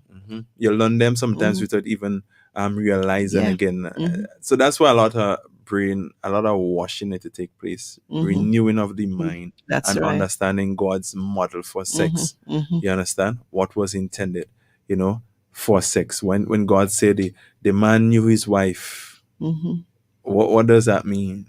How do you look at the man knowing his wife? You think you could really know somebody by just having intercourse with them? No. Knowing means that you have knowledge, you understand, and when you function, you function with that information that you have. It is so vital for you to have satisfaction. Oh yeah, I mean, and I think society thinks that having good sex is having it where you're reaching all peaks and all levels and all that. But to me, really, great sex is where you and your partner are just like molded together, and you're just in sync, and you're in a flow and all that type of stuff. And when I say in a flow, it's more of it's communion, but where there's total expression, total freedom. The bedroom is our chamber. We can do anything in there. We don't, Tinashe and I do not pervert the sexual intimacy that we have, because that is what I would consider unnatural. We want it the way God has intended it, and we expect, at the end of the day, that we experience everything that God has for us. And sex is a very pleasurable thing if you keep God in the center of it. We even found that it's powerful if you're having sex, making love, and you're praying at the same time. That is a powerful thing. For us, it seems like it enhances the whole experience when we bring God into the middle of it. And it's a great thing. But that's just us. We've gotten to a certain place in our relationship where, sex is at a different level. It isn't like how it was when we were in our younger years of marriage, where we didn't quite understand. And we were just out for ourselves, especially me. But now that we're more matured and seasoned in our marriage, we realize now that, my goal as a husband is to make sure that my wife is totally, totally satisfied, and vice versa. And we do whatever it takes to get to that. And we don't put a time limit on anything. Sometimes it just happens, and it goes on and it goes on, and we just flow with it. And like I said, especially when you add prayer into it, it just takes it to the next level. I like that. And if it's not working, you can always pray about it together. I mean, to God, I say, God, this thing ain't working. I have experienced that when you're young and something's just not clicking the way it's supposed to, and you stop and you pray about it. But you see, the world don't teach us that. To them, you tell somebody in the world, listen, my wife, we pray, and when we are about to have sex, they'll be like, what? You praying? What you praying for? Why you need to pray?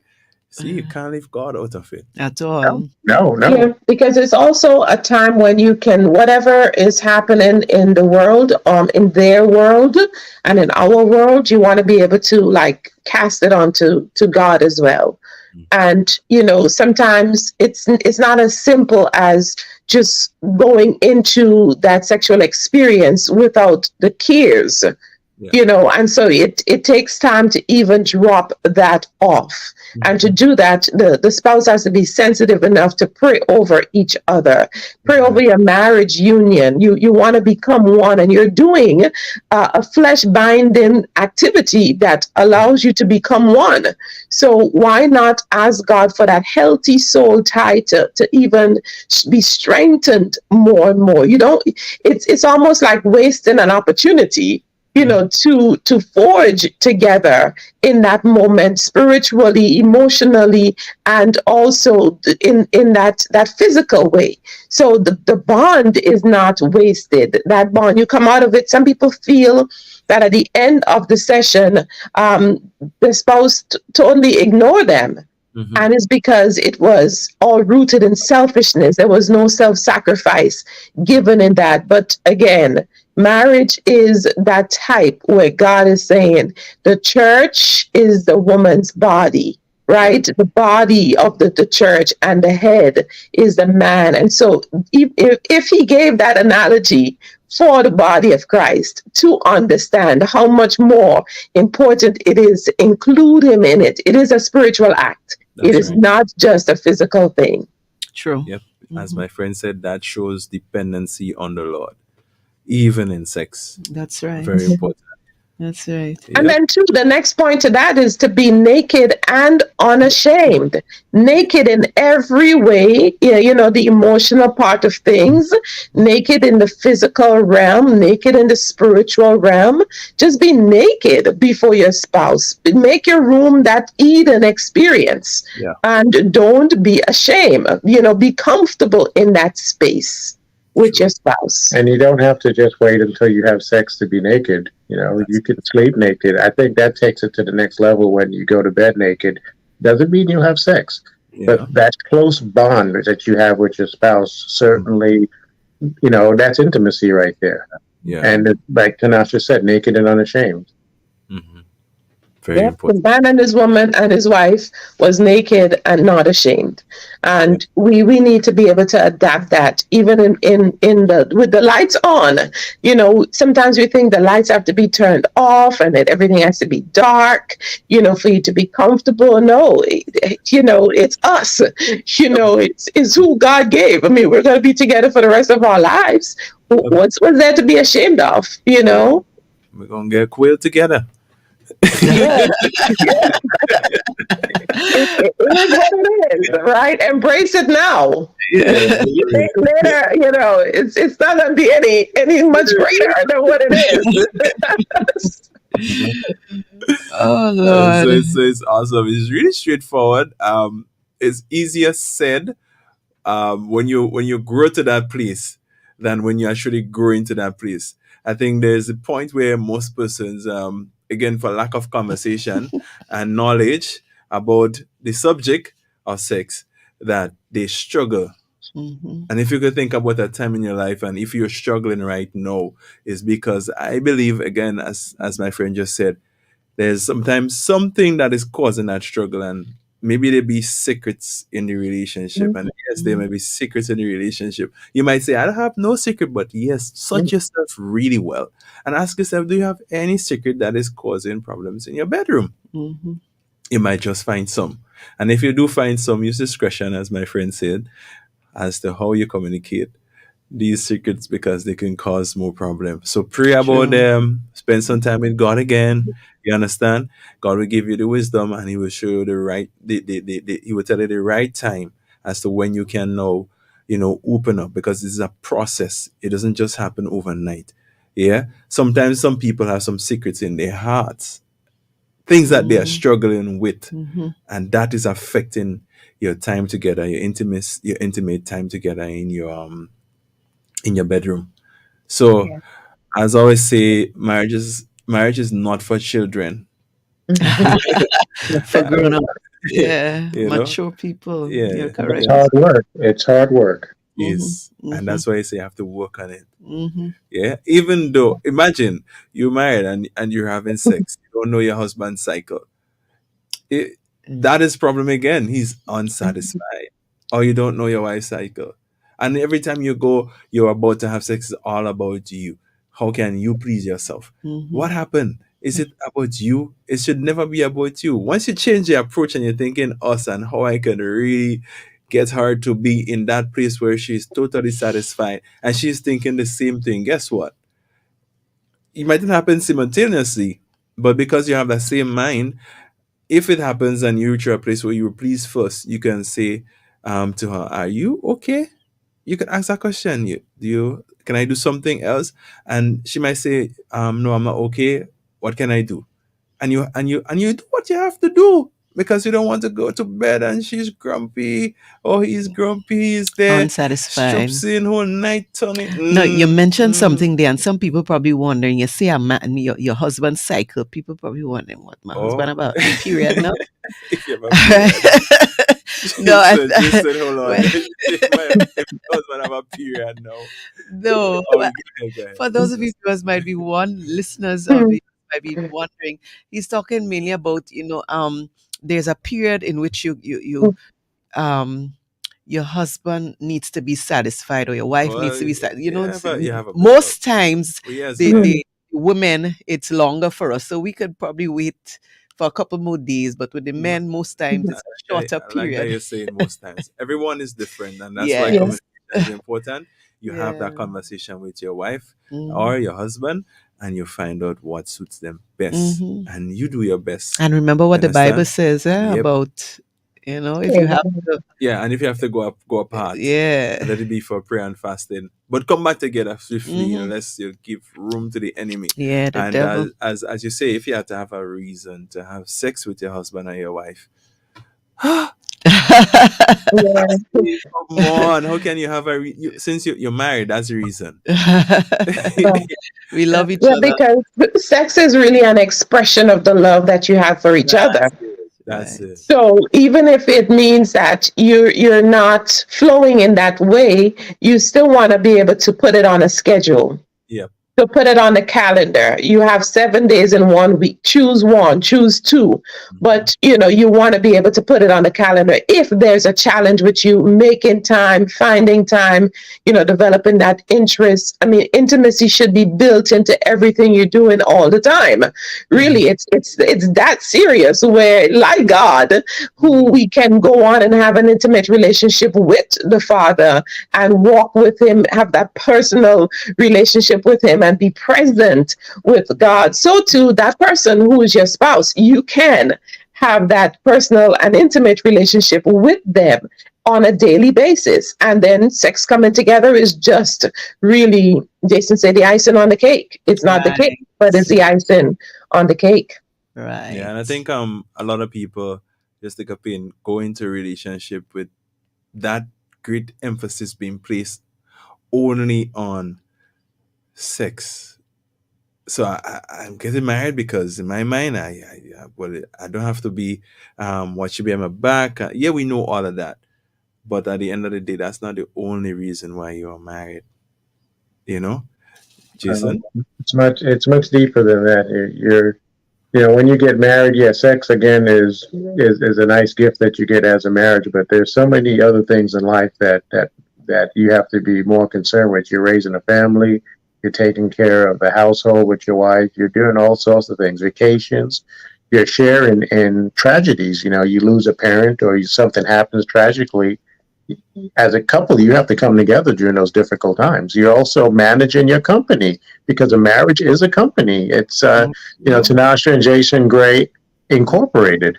You have to look at it that way. And, when we come together, then that's another aspect of marriage, and we don't, sex can happen anytime. It isn't just nighttime activity. It can be anytime throughout the day, depending on the moment and the mood and stuff like that. But when you get seasoned in your marriage, you can definitely play around with different things and not be so rigid. You learn to be flexible, have fun. Life is short, and you have this person that's next to you that's there for you for the rest of your life till death do you part.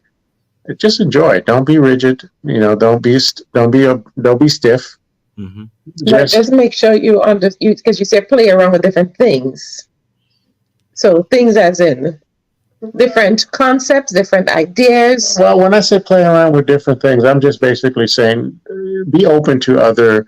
Don't just be rigid to say, well, we will only get together after hours in the bedroom. It could be while watching TV. We can hug each other, we can cuddle. Those are all, foreplay. More foreplay, is basically what I'm saying. Let's just try other things. Let's not just say, well, when I go to bed, when we go and we shut the doors, then you know what time it is. I have this light that I flip on, and it's like the disco ball is going on. Yeah, it's amazing. It's amazing. It's almost like the same thing with finances. That positive or negative image that people would have had from a child, they take that into the marriage with them. So, it's really important to spend that time just cultivating more healthy, ideas concerning marriage, and don't be stuck. Like we were talking about freedom in every aspect, but freedom knowing that, okay, this is it. We're not going to fall off the edge concerning these things, toys and all these additional pornographic images. They're not necessary. It really doesn't enhance what we're doing. It pollutes it. It distorts it.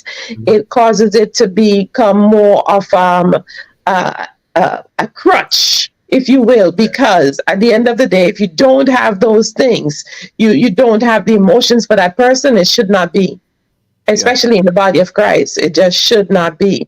And so we want to encourage couples to pursue lovemaking, pursue that concept, because that's going to bring in that greater anticipation for the actual intercourse. So pursue lovemaking with your spouse. There's so many things that you probably find out that they enjoy that you had no thought of. So explore that area. Yeah, and real quick, I know sometimes when Jason was saying what he was saying before you ask him to qualify it, I thought about how much more creative you need to be when you have children or young children, or these second parties in your relationship, because many times folks get married and it's all well and good when it's just both of you guys alone, but then you have a child that comes in. Things can change a bit there. The dynamics as to how you function. The woman body change, and if a man is not aware of those things, and a lot can happen at that time, and what was meant to make the relationship more sweet end up making it bitter. So you don't want that. So you have to be aware that, listen, we are in this together. And sometimes the woman might need the man's support more. She's probably not in the mood, but you have to also understand the man is always in the mood. So you have to know how to, balance things. Give and take sometimes. A man have to sacrifice. Your wife is pregnant. She's going through a lot of things. Hormonal change. What are you going to do? You say, okay, you ain't working at that time. There are other ways it can be sweet. You understand? So when she comes out from that phase, she'll always remember how you treat her so nice. Oh my God, she can't wait to get back to normalcy, because she's saying, listen, this man cares for me. Men, we get pregnant, but you know what? We say, we pregnant, but we carry nothing. We carry nothing. Your wife is the one belly that is stretching. So come on, let's be a little bit more compassionate as to how we deal with the wife at that time.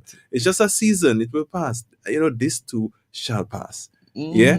But in that season, you need to know how to treat it, because it can truly affect the rest of the relationship. Women remember things sometimes, and based on how you function, you end up working against you. So young fellas, please. But this comment here had me cracking up, but it's a very good comment. My friend says, I am married. I'm 45 years married. This program makes me feel like I can go 45 years more. All right. I like the song that. Wow. And I do have to say one more thing on the topic, because I do realize in some cultures, in some congregations, some beliefs, religious beliefs, people start thinking of sex as dirty. Yeah, taboo. Procreation. Yeah, it's just for procreation. And there are a lot of wives who are actually involved with spouses and to say the least ministers who don't get satisfied. They actually get the short end of the stick. You know, they'll go into sexual intercourse and it's just about the man pleasing himself, getting to that level, that high level of ecstasy, whereby that wife, there are lots of wives who've never even had an orgasm, and they've never gotten to that place where they can truly say, okay, now I know he loves and cares and cherishes and honors and adores me because he takes the time to get me to that level. And that is truly a sad thing. Because it's meant to be enjoyed. It's meant to be enjoyed. And it's just really sad to have conversation with wives who don't get to that level. It's sad. That's why we need to be educated. And I'm hoping that many persons are paying attention to programs like these that can help educate and help us to understand the importance. So sex is not a one-sided thing. It's not for the man only. It's for both of us. It's for both of you, you know, the entire couple. Now, I want to move on to this last part of our program. So far we've talked about, we're working on our marriage. We spoke about, for those of you that might just be joining us or you came in late, we spoke about relationship with God. We spoke about communication. We spoke about finances. We spoke about sexual intimacy. We want to speak generally about spending time together. And I think generally when we hear the words working on your marriage, some people just tend to think about spending time together. But this is also a very important part of working on your marriage. How can we spend time together? How much time should we spend together? When should we spend time together? How, where, what should we do to spend time together? These are some of the questions you might be asking yourself when you hear the words spending time together. All right. So, and we say spending, but I'd like to think of it as more investing. All right. I like that. We're not giving it away, right? We're putting it back into us. I like that. So that's how we look at it. I like that. I mean, just think about it when you were dating. There was no question. I want to spend as much time with you as possible. But it goes back to what I was saying. Again, there was boundaries. I knew at the end of the day I couldn't go home with Tanasha. So I wanted to spend as much time that I can with her. And even when it was time for us to go our separate ways, I still didn't want to break away. So we have to get back to that type of connection like we did when we were dating. But now as you get deeper into your marriage, you have to schedule that stuff now. Right. And then you figure, well, where is there to go? I don't have to go and pick you up anywhere. You're here at the house. It's a mindset. You have to change your mindset and say, we got to continue to keep dating. Have date nights. Yeah. Or pick a day to have a date. It doesn't necessarily have to be on a Friday. It could be in the middle of the week. It could be anything you create. But you have to keep stoking the flames in order to keep that fire burning. Oh, yes. And it can look like just reading together because now you're pouring into each other intellectually and you're growing together on that new level, whatever you choose to read. There was a season when we read tons of books. Oh, yeah. I mean, just every day we were excited to get into the book and just read. Yeah.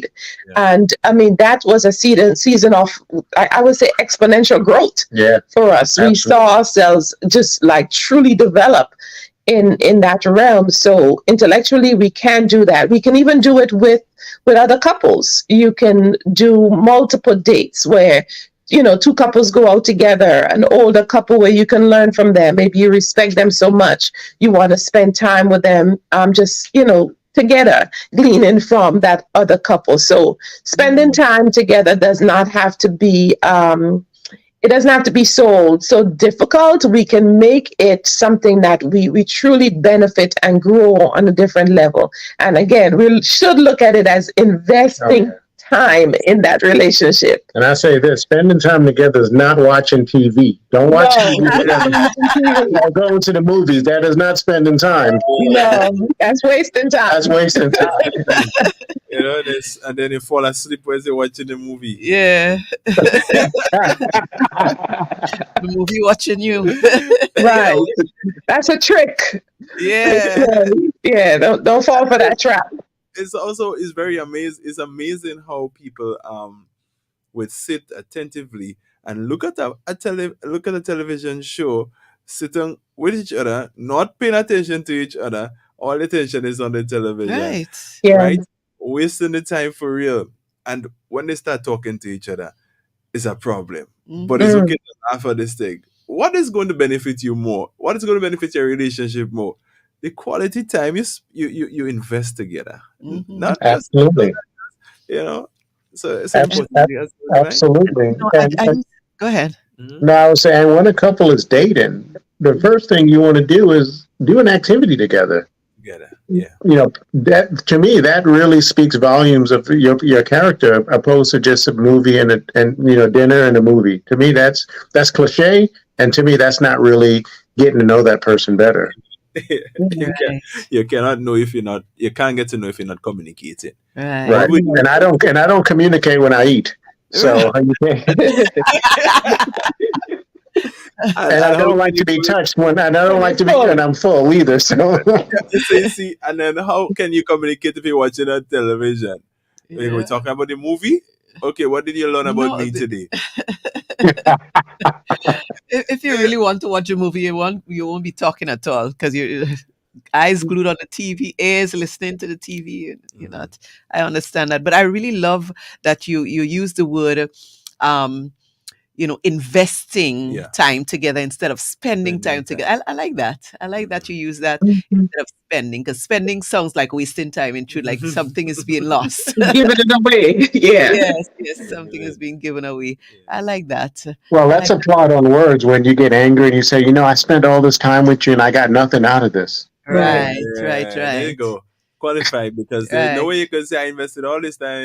Okay, you invested. How can you not get? And it can be simple as showering together and washing each other's feet, or washing each other's face or massaging the other person. So it's like you're pouring back into them. We want to think of it as pouring. Right, because if I nurture him, I'm essentially making him stronger, better person. And then if he did the same for me, then it's the same, results that he's getting. So when we think of just the person who God has blessed us with, you can't help but try to cultivate, try to plan it out. That yes, we know we have children, we have all these responsibilities. For me, I am blessed that Jason takes an entire day every Wednesday. It's my day. It's our day. It's the day that we look forward to. So we start early in the morning, and we can truly season and soak in whatever we want to season and soak ourselves into. We can have breakfast, lunch, and dinner together. Right. And we know not to plan anything outside for ourselves on that day. And for some couples, it might just be that you plan an evening, going to church together, doing family activities. It doesn't really count. It has to be where you can sit together. And we talked about that intimacy pose at the conference. Right. Where you can sit face to face. That could be qualified as, investing time into each other, looking into each other's eyes and seeing what it is that they're not even saying. Yeah, very important. You want to say something there? No, I was just reminded of that moment when she spoke about it. How did that impact you? That was a deep moment. Yeah, that was deep. That was definitely deep. It's like go ahead. It's like you felt things and you saw things that you couldn't really explain, and it was a deep moment. That's all I can say. As a human being, we go through different experiences at different points in our lives. Mm-hmm. So when you do that, my wife was like, I asked her, "What did you see when you look in my eyes?" And then she told me, and then I told her what I saw when I look into her eyes. And the eyes don't tell no lies. Yeah. So at the end of the day, it's a good thing that married couples should do. All right. I'm great saying exercise. It. Great married exercise. Couples, please, young fellas, don't go be trying to look into nobody's eyes. You might see something you don't want to see. All right. Your wife or your husband. Your wife or your husband. Yeah. And it's much better when you can go beyond just looking into each other's eyes with clothes on. Talk about intimacy. You can go and look naked. All right, let's leave that right there. You can go a step further, and you would see things, and you would have a lot to talk about. I think people don't take time to look each other in the eyes often enough. That's why they miss out on a lot of important conversation. Just quiet it down. When you get intimate with God, you don't do it with a certain noise around you. You and Him alone. You want that quiet space. You're going to your closet and you're soaking and you spend time with God and you hear from Him. It's very intimate. I had one pastor, or maybe it was something from Focus on the Family. One of the things I was listening to, and the guy said, sexual intimacy, and I know we moved from there, but I just want to drop that point in there. It is as close to praying. Yeah. The same, I think it was Pastor Joachim that said that in one of the program. Okay. How did I get back there? Anyways, go ahead. But I guess we were talking about looking in each other's eyes and the moment that is created. So you kind of brought me back there. But again, spending intimate time or investing intimate time with each other is so important, because when you have a husband that is very satisfied, not just on the level where sex is concerned, but he's happy with his wife. His eyes is on his wife alone. And if you leave any gray area, then the devil is looking just the same to see how he can put a counterfeit for the wife or for the husband to mess up your relationship. So it's so important to work on it. Yeah. Very, very important. Yeah. I like to think of that moment of you spending time with your significant other, your spouse, you're investing time as you literally pouring honey over your marriage. Gosh, think sweet. I like that analogy. Yeah. Again, that's a word picture, but it causes you to think of that's what you're doing. You're pouring honey over your marriage, over the union. And you can't help but enjoy the sweetness of each other. Yeah, what you pour is what you would get. Right. I love that Jason analogy. Boy, you pour honey, you get honey, boy. What you feed will grow. Remember, what you feed will grow, what you starve will die. Yeah. All right. I'm seeing a lot of comments in the chat. Guys, if you want to ask a question, now is the time to ask the questions. We're kind of winding down. But if you have a question or a comment, now is the time to share. We're going to take a couple comments now. So my friend said here, pillow talks are very important. Oh, yes. When the kids go to bed, and they can have intimate and deep discussions. I like that. Yes. I like the pillow talks. Yes. All right. Oh, we got Team Philip on the inside. You guys. All right. Someone said here, much needed topic. All right. Good, sure, guys. And anyone else out there listening, if you can feel free, if you have any questions, I guess we can take a call. If we can take a call. We have about 4 more minutes. Yes. Take a call. All right. Feel free, you can ask your questions. Yeah, you can call us on WhatsApp for a couple more minutes. WhatsApp number 403-1031. So if you have a question you want to call or and a ask, comment. or if you have a comment you want to send in, feel free. Yeah. But we hope that we are being a blessing to some marriage. Yeah, out there, and even to somebody who is preparing for marriage, because remember, all of this information is also good for the single person who is getting ready for marriage. They would need all of this information, and I really think it is better when you get it before. Somebody's calling, so we'll take that caller. Good night, caller. You're live. Good night, my people. Hi, hey, Bonnell. Blessings to you, my dear. Blessings. Hey. I'm just calling to say wonderful topic tonight. I just wanted to commend you guys on taking the initiative to really focusing on marriage and intimacy. I think this is something that has been lacking tremendously in the body of Christ. Right. And I've experienced it. I've seen it. I've seen older people, that I grew up around, And I think if they had these sort of topics, Right. it would have benefited a lot of marriages, even from like our parents. And so, Yes. yeah, Definitely. because, yeah, I honestly, sometimes it saddened me, to tell you the honest truth. Yes. Because sometimes I hear a lot of like older women complaining. And it's like they get older now, and maybe over the years they ignore a lot of things, and then they start complaining now because it's like they're getting older and they want certain, intimacy. They want certain affection, like just Right. affection, something as simple as affection. Right. What might seem simple to me, is sort of something that is hard for a lot of Caribbean men to do.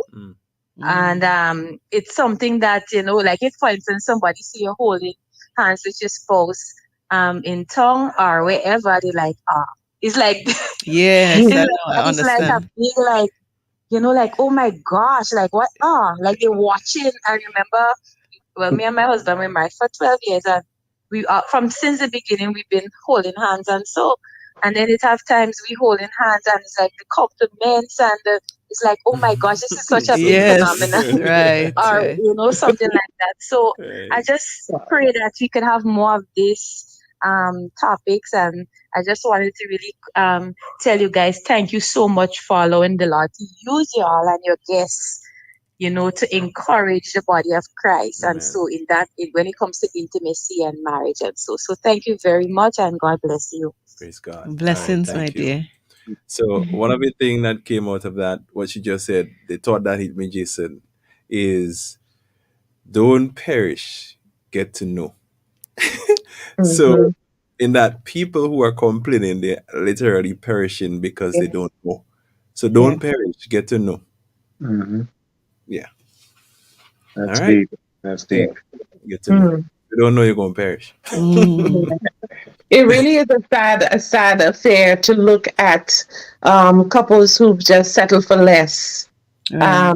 And they've suffered the whole life, and at this point there's no need to fight. We'll just, Just coexist. they just coexist, and they're just committed, but there's no passion, there's no intimacy. And I'm tired of being the one to stir the pot, and he's not taking the bait, or she's not changing, and they just settled, and they missed out on the fullness of the gift that God has given to them. They missed out on the mystery of romance that it brings, right? They missed out on the affection. And some people actually do some coping mechanism, and they find other things to replace what it is that they're not getting in their marriage, and other things, right? Get that maybe the job. They spend more time with the job. They spend more time with the children.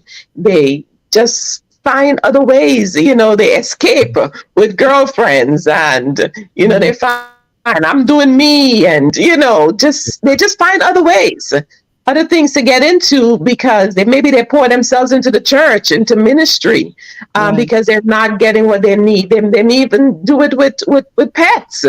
And they pour themselves into projects and ideas, and because they're not getting the intimacy at home.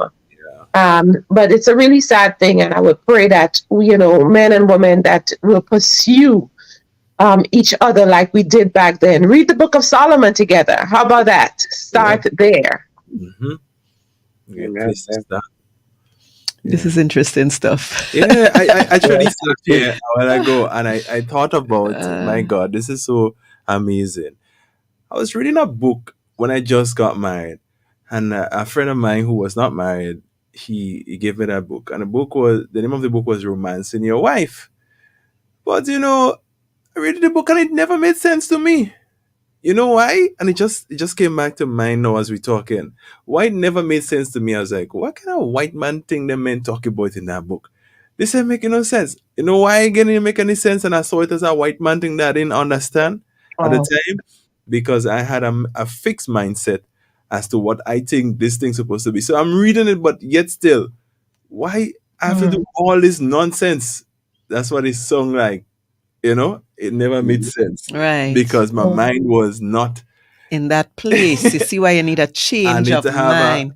Change of mindset. Of course, you need to shift. And a lot of husbands and wives, they need to have a shift in their mindset. Yes. All right. I love the fact that you said you and your husband, you're read together. And we started reading together. Yes. And I tell you that it caused our marriage to, go to another level. That's right. Want to read to each other. It's amazing. And the kind of literature that you would read together, that would build up your marriage and strengthen your relationship. Yeah, there are times you're reading a book together, and I'm sure you probably experienced that where you're now struggling because you don't quite agree with what you're reading, but your wife is saying, yeah, this is making sense. And then you get to have a nice, beautiful conversation on the matter, on the topic, and then you come to a nice a place where you have a conclusion where, okay, this is, okay, yes, God's word has a final say. Right. If you can find it there, it leads you to study God's word even deeper. And then you have, so it's awesome. It helps you to work on your marriage areas where you need to grow. Yeah. So and another key way to really build and boost your marriage is to find a common objective and dream together. Oh gosh, yes. Yeah, start planning, start crafting it out, make a 20-year plan, or just design something together. Even if it means that, okay, why did God bring us, to this point where you and I are walking this pathway? Right. And then you find a common thing between both of you and you brainstorm on it and you begin to dream and shape it. It's a beautiful experience to dream together. And you'll find that, there's just, you're bursting with ideas because iron sharpening iron, and the other person is throwing in this idea and you're throwing in yours. And at the end of the day, it would look like both of you, but you dreaming together is just one of those key ways to boost your marriage. Awesome. And that's where faith comes in again, because you have that unity in faith where we now believe in God. A lot of people don't experience the beauty that they're supposed to experience because of lack of faith as a couple. So wife has the faith, but husband doesn't have the faith. No, I am praying and believing God for this thing that seems so big, but you did doubting in your heart. What nonsense are you praying about? But you're saying amen in your mouth. But God sees, he sees your heart. He understands what you're not saying. He's seeing. So then, how would you achieve anything together? The new you have to understand again. And I had a scripture here actually to share tonight, Matthew 19:26, that says, Jesus looked at them and said, "With man, this is impossible, but with God, all things are possible." So you need to dream, as my friend is saying. Have big dreams, yeah. And that's where you get excitement. You get, it's like, wow. Share the vision. Let's be excited together. Wow. Together and in this year, and we are saying, wow, look what God has done. It only makes you think, hey, we could do more than just that. If we can agree on that and God is moving, then what else don't limit God at all. Yeah, don't put God in the box. And if you allow God to be God and think outside the box, you'd be surprised the boundaries that you would certainly you would supersede those things. You would certainly climb to higher limits. There would be no boundaries at all. Yeah. Awesome. I mean, marriage is such a beautiful institute, and I say to everybody, when you get married, life changes, but it changes for the good. You now learn to now be unselfish at this point, because now it's not about you, it's about us. It's about we together to achieve a common goal. When Tinashe and I got married, it wasn't just to get married so we can have sex, so hang out and do all these things. We wanted to build a life together. We wanted to do things together. We wanted to start a family. We wanted to tour the world. We just wanted to be a force to be reckoned with. Right. You have that unity of heart, mind, and spirit. So nothing comes as a surprise if your wife say, "Jay, we're gonna go to Barbados next year and do a conference." Like, God told, I'm ready. And it's like, we're gonna make it happen. I'm like, you crazy? What are you saying? Where did you get this from? You see, so because you're not walking together, we know it's becoming one, and every day you do things to keep becoming one until death do us part. When you die, you accomplish your mission. long as you're alive, you keep Yeah. working on it. Keep working Right. on this union and find. You have to be. You could be. Oh, you could reach 60 years. Okay, there are things you couldn't do when you were. You cannot do now that you're 60 that you used to do when you're 20. So what do 60? Find out what when I'm at 60. What find out from a person who is 60 years old. How did you enjoy it? And look As for long as you're not get dead, something. God Yeah, has then they are purpose for like you. things. You know As what I long mean? as, yeah. Yeah, even if Yeah. I think the what you call the thing, Denture? denture. Or retainers. Yeah, or whatever comes. We put it all in the bag. We're taking it with us, wheelchair and all. He's still going. I told Jason, I say, stick with me. I'll take you places. Because I'm the planner in the family. So Right. for him, just stick with me, like an envelope, a stamp on an envelope, and we'll go places together. And that's what we do. We are doing quite well, where we can dream together. That's just one of our biggest motivation to dream together. It has just taken us leaps and bounds. Yeah. We're living in the dream. We're living in the dream right now. It's no limits, no All limits. right. And No you have limits. to understand processes. And with God, yes, Yeah. He may say not now, but that doesn't mean you should stop dreaming. That doesn't mean it will happen. Mhm. You keep going at it. That's right. And be serious. So we could talk until 10 o'clock tonight. I'm sure, guys. I'm sure. Yeah. Because one thing I know for sure, we are both very, very passionate about relationship and marriage in Yeah. particular. So let me just take in this last couple comments real quick here from our folks. Before we She end says, "Good night to all. I'm really enjoying this this topic tonight. tonight." And my friend says, "I shared the link. I'm happy we go back and listen." Okay. Yes. Mhm. Yes. And here, go ahead, Lady Sabi. A lot of the people who were on listening radio learn a lot in close. Including me. Okay. Yeah. All right. All right. And then you have here, very informative program. I feel confident and comfortable to prepare myself for marriage. It sounds like a really beautiful union. It You got is. that? You got It is. The friend here says, "Thanks for sharing your knowledge tonight. I've learned Some something things tonight. All Some things right. tonight." And here you go. So on. We are married. June coming 24 years, and it's heaven Wow. on earth for Praise us, the and Lord. even be drawn closer to each other now more than ever. So, Uh, I really love it, that program. So we are happy to be a blessing to you guys, and I'm hopeful. I'm hopeful that it will not be the last time. I believe again in the future we will connect again. yes, with Jason and Tanasha. Yeah. Yes. It really has been a blessing having you on the program tonight, and we'll leave you with the last words just before we close off tonight. Yeah. Any last words for Yes, I had a blast, and thank you for just allowing us this opportunity to hang out with you guys. And I say to everyone that's listening here, just keep your head up, and just remember, marriage is a beautiful thing, and don't do anything to spoil it. Just have fun with one another, and just look at the end game. The end game is to build a life together with Christ in the center. Yeah, and I would say that, because you're working on the marriage, things are not always going to be okay. Things are always going to be perfect. There's going to be sweat. Sometimes there's going to be blood. Sometimes there's going to be tears. Be okay in all moments. Include God into everything you do and just enjoy the journey. Do life together the way it's meant to be.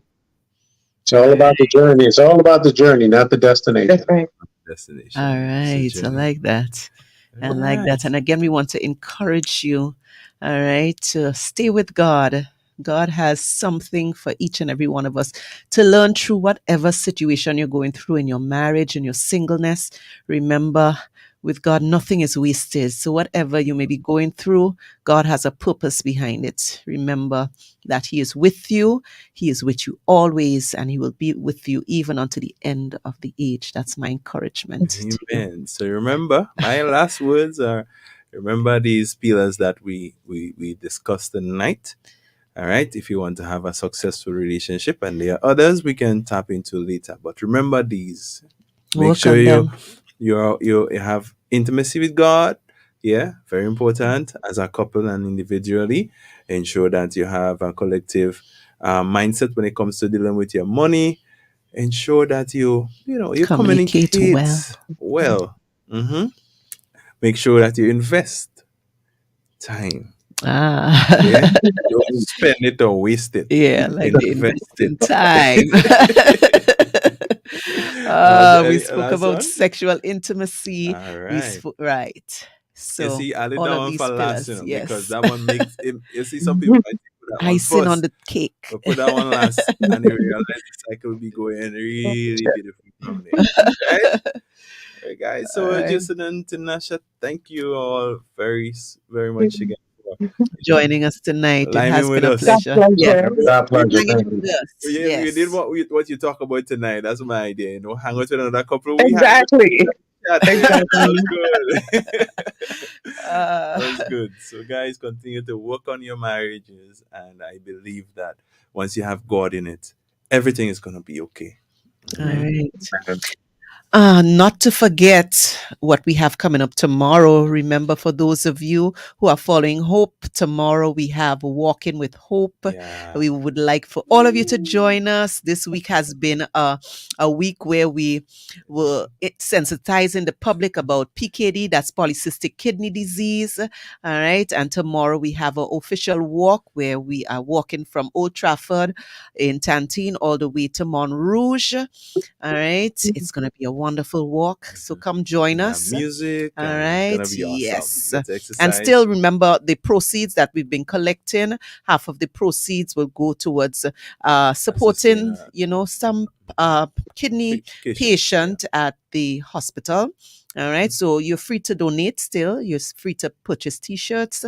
And even after the day has gone, if you Still would purchase like to T-shirts and donate, you you're can still still donate. free Yeah. to donate.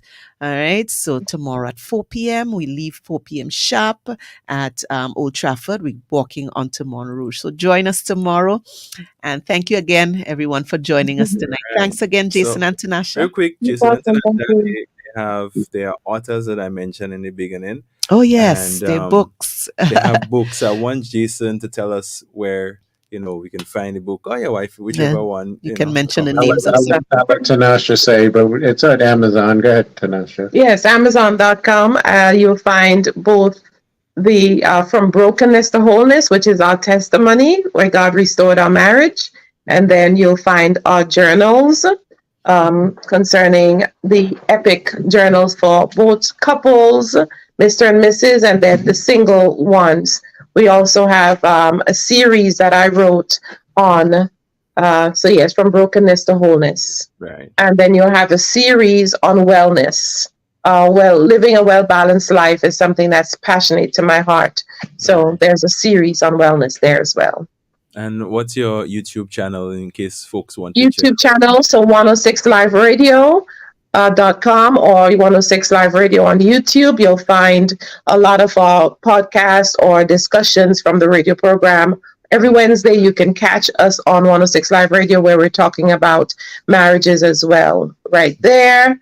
Tune in to the epic marriage celebration where we celebrate marriages and we talk about it from all different perspectives. So thank you so much for the opportunity. Really enjoyed ourselves with you. Yes, we did. Yes, virtually. Yeah. We had a double date today. Yes. Yeah. You see that? We probably connect again and have an epic moment on this. Let's do it. Let's do it. Anytime. All right. So my friend asked where you guys from. So I'll leave you to see that just before we go. We're in Georgia. Douglasville, Georgia, close to Atlanta. Originally from Grenada, and Jason is born in New York, but family in Trinidad and Tobago. Mm-hmm. Trinidad and Tobago is a nice place. All right, guys. God bless you. Have a good night. Good night. All our audience. Sleep well. Bye-bye. Right, also. Becoming one. For of this reason, a man shall leave his mother and father and cleave to his own wife, and the two shall become one flesh. Becoming One, a program designed to strengthen marriages, challenge couples, and reignite a passion for loving, godly relationships. Join us as we discuss kingdom marriage principles on Becoming One, hosted by the Sabazans. Becoming One.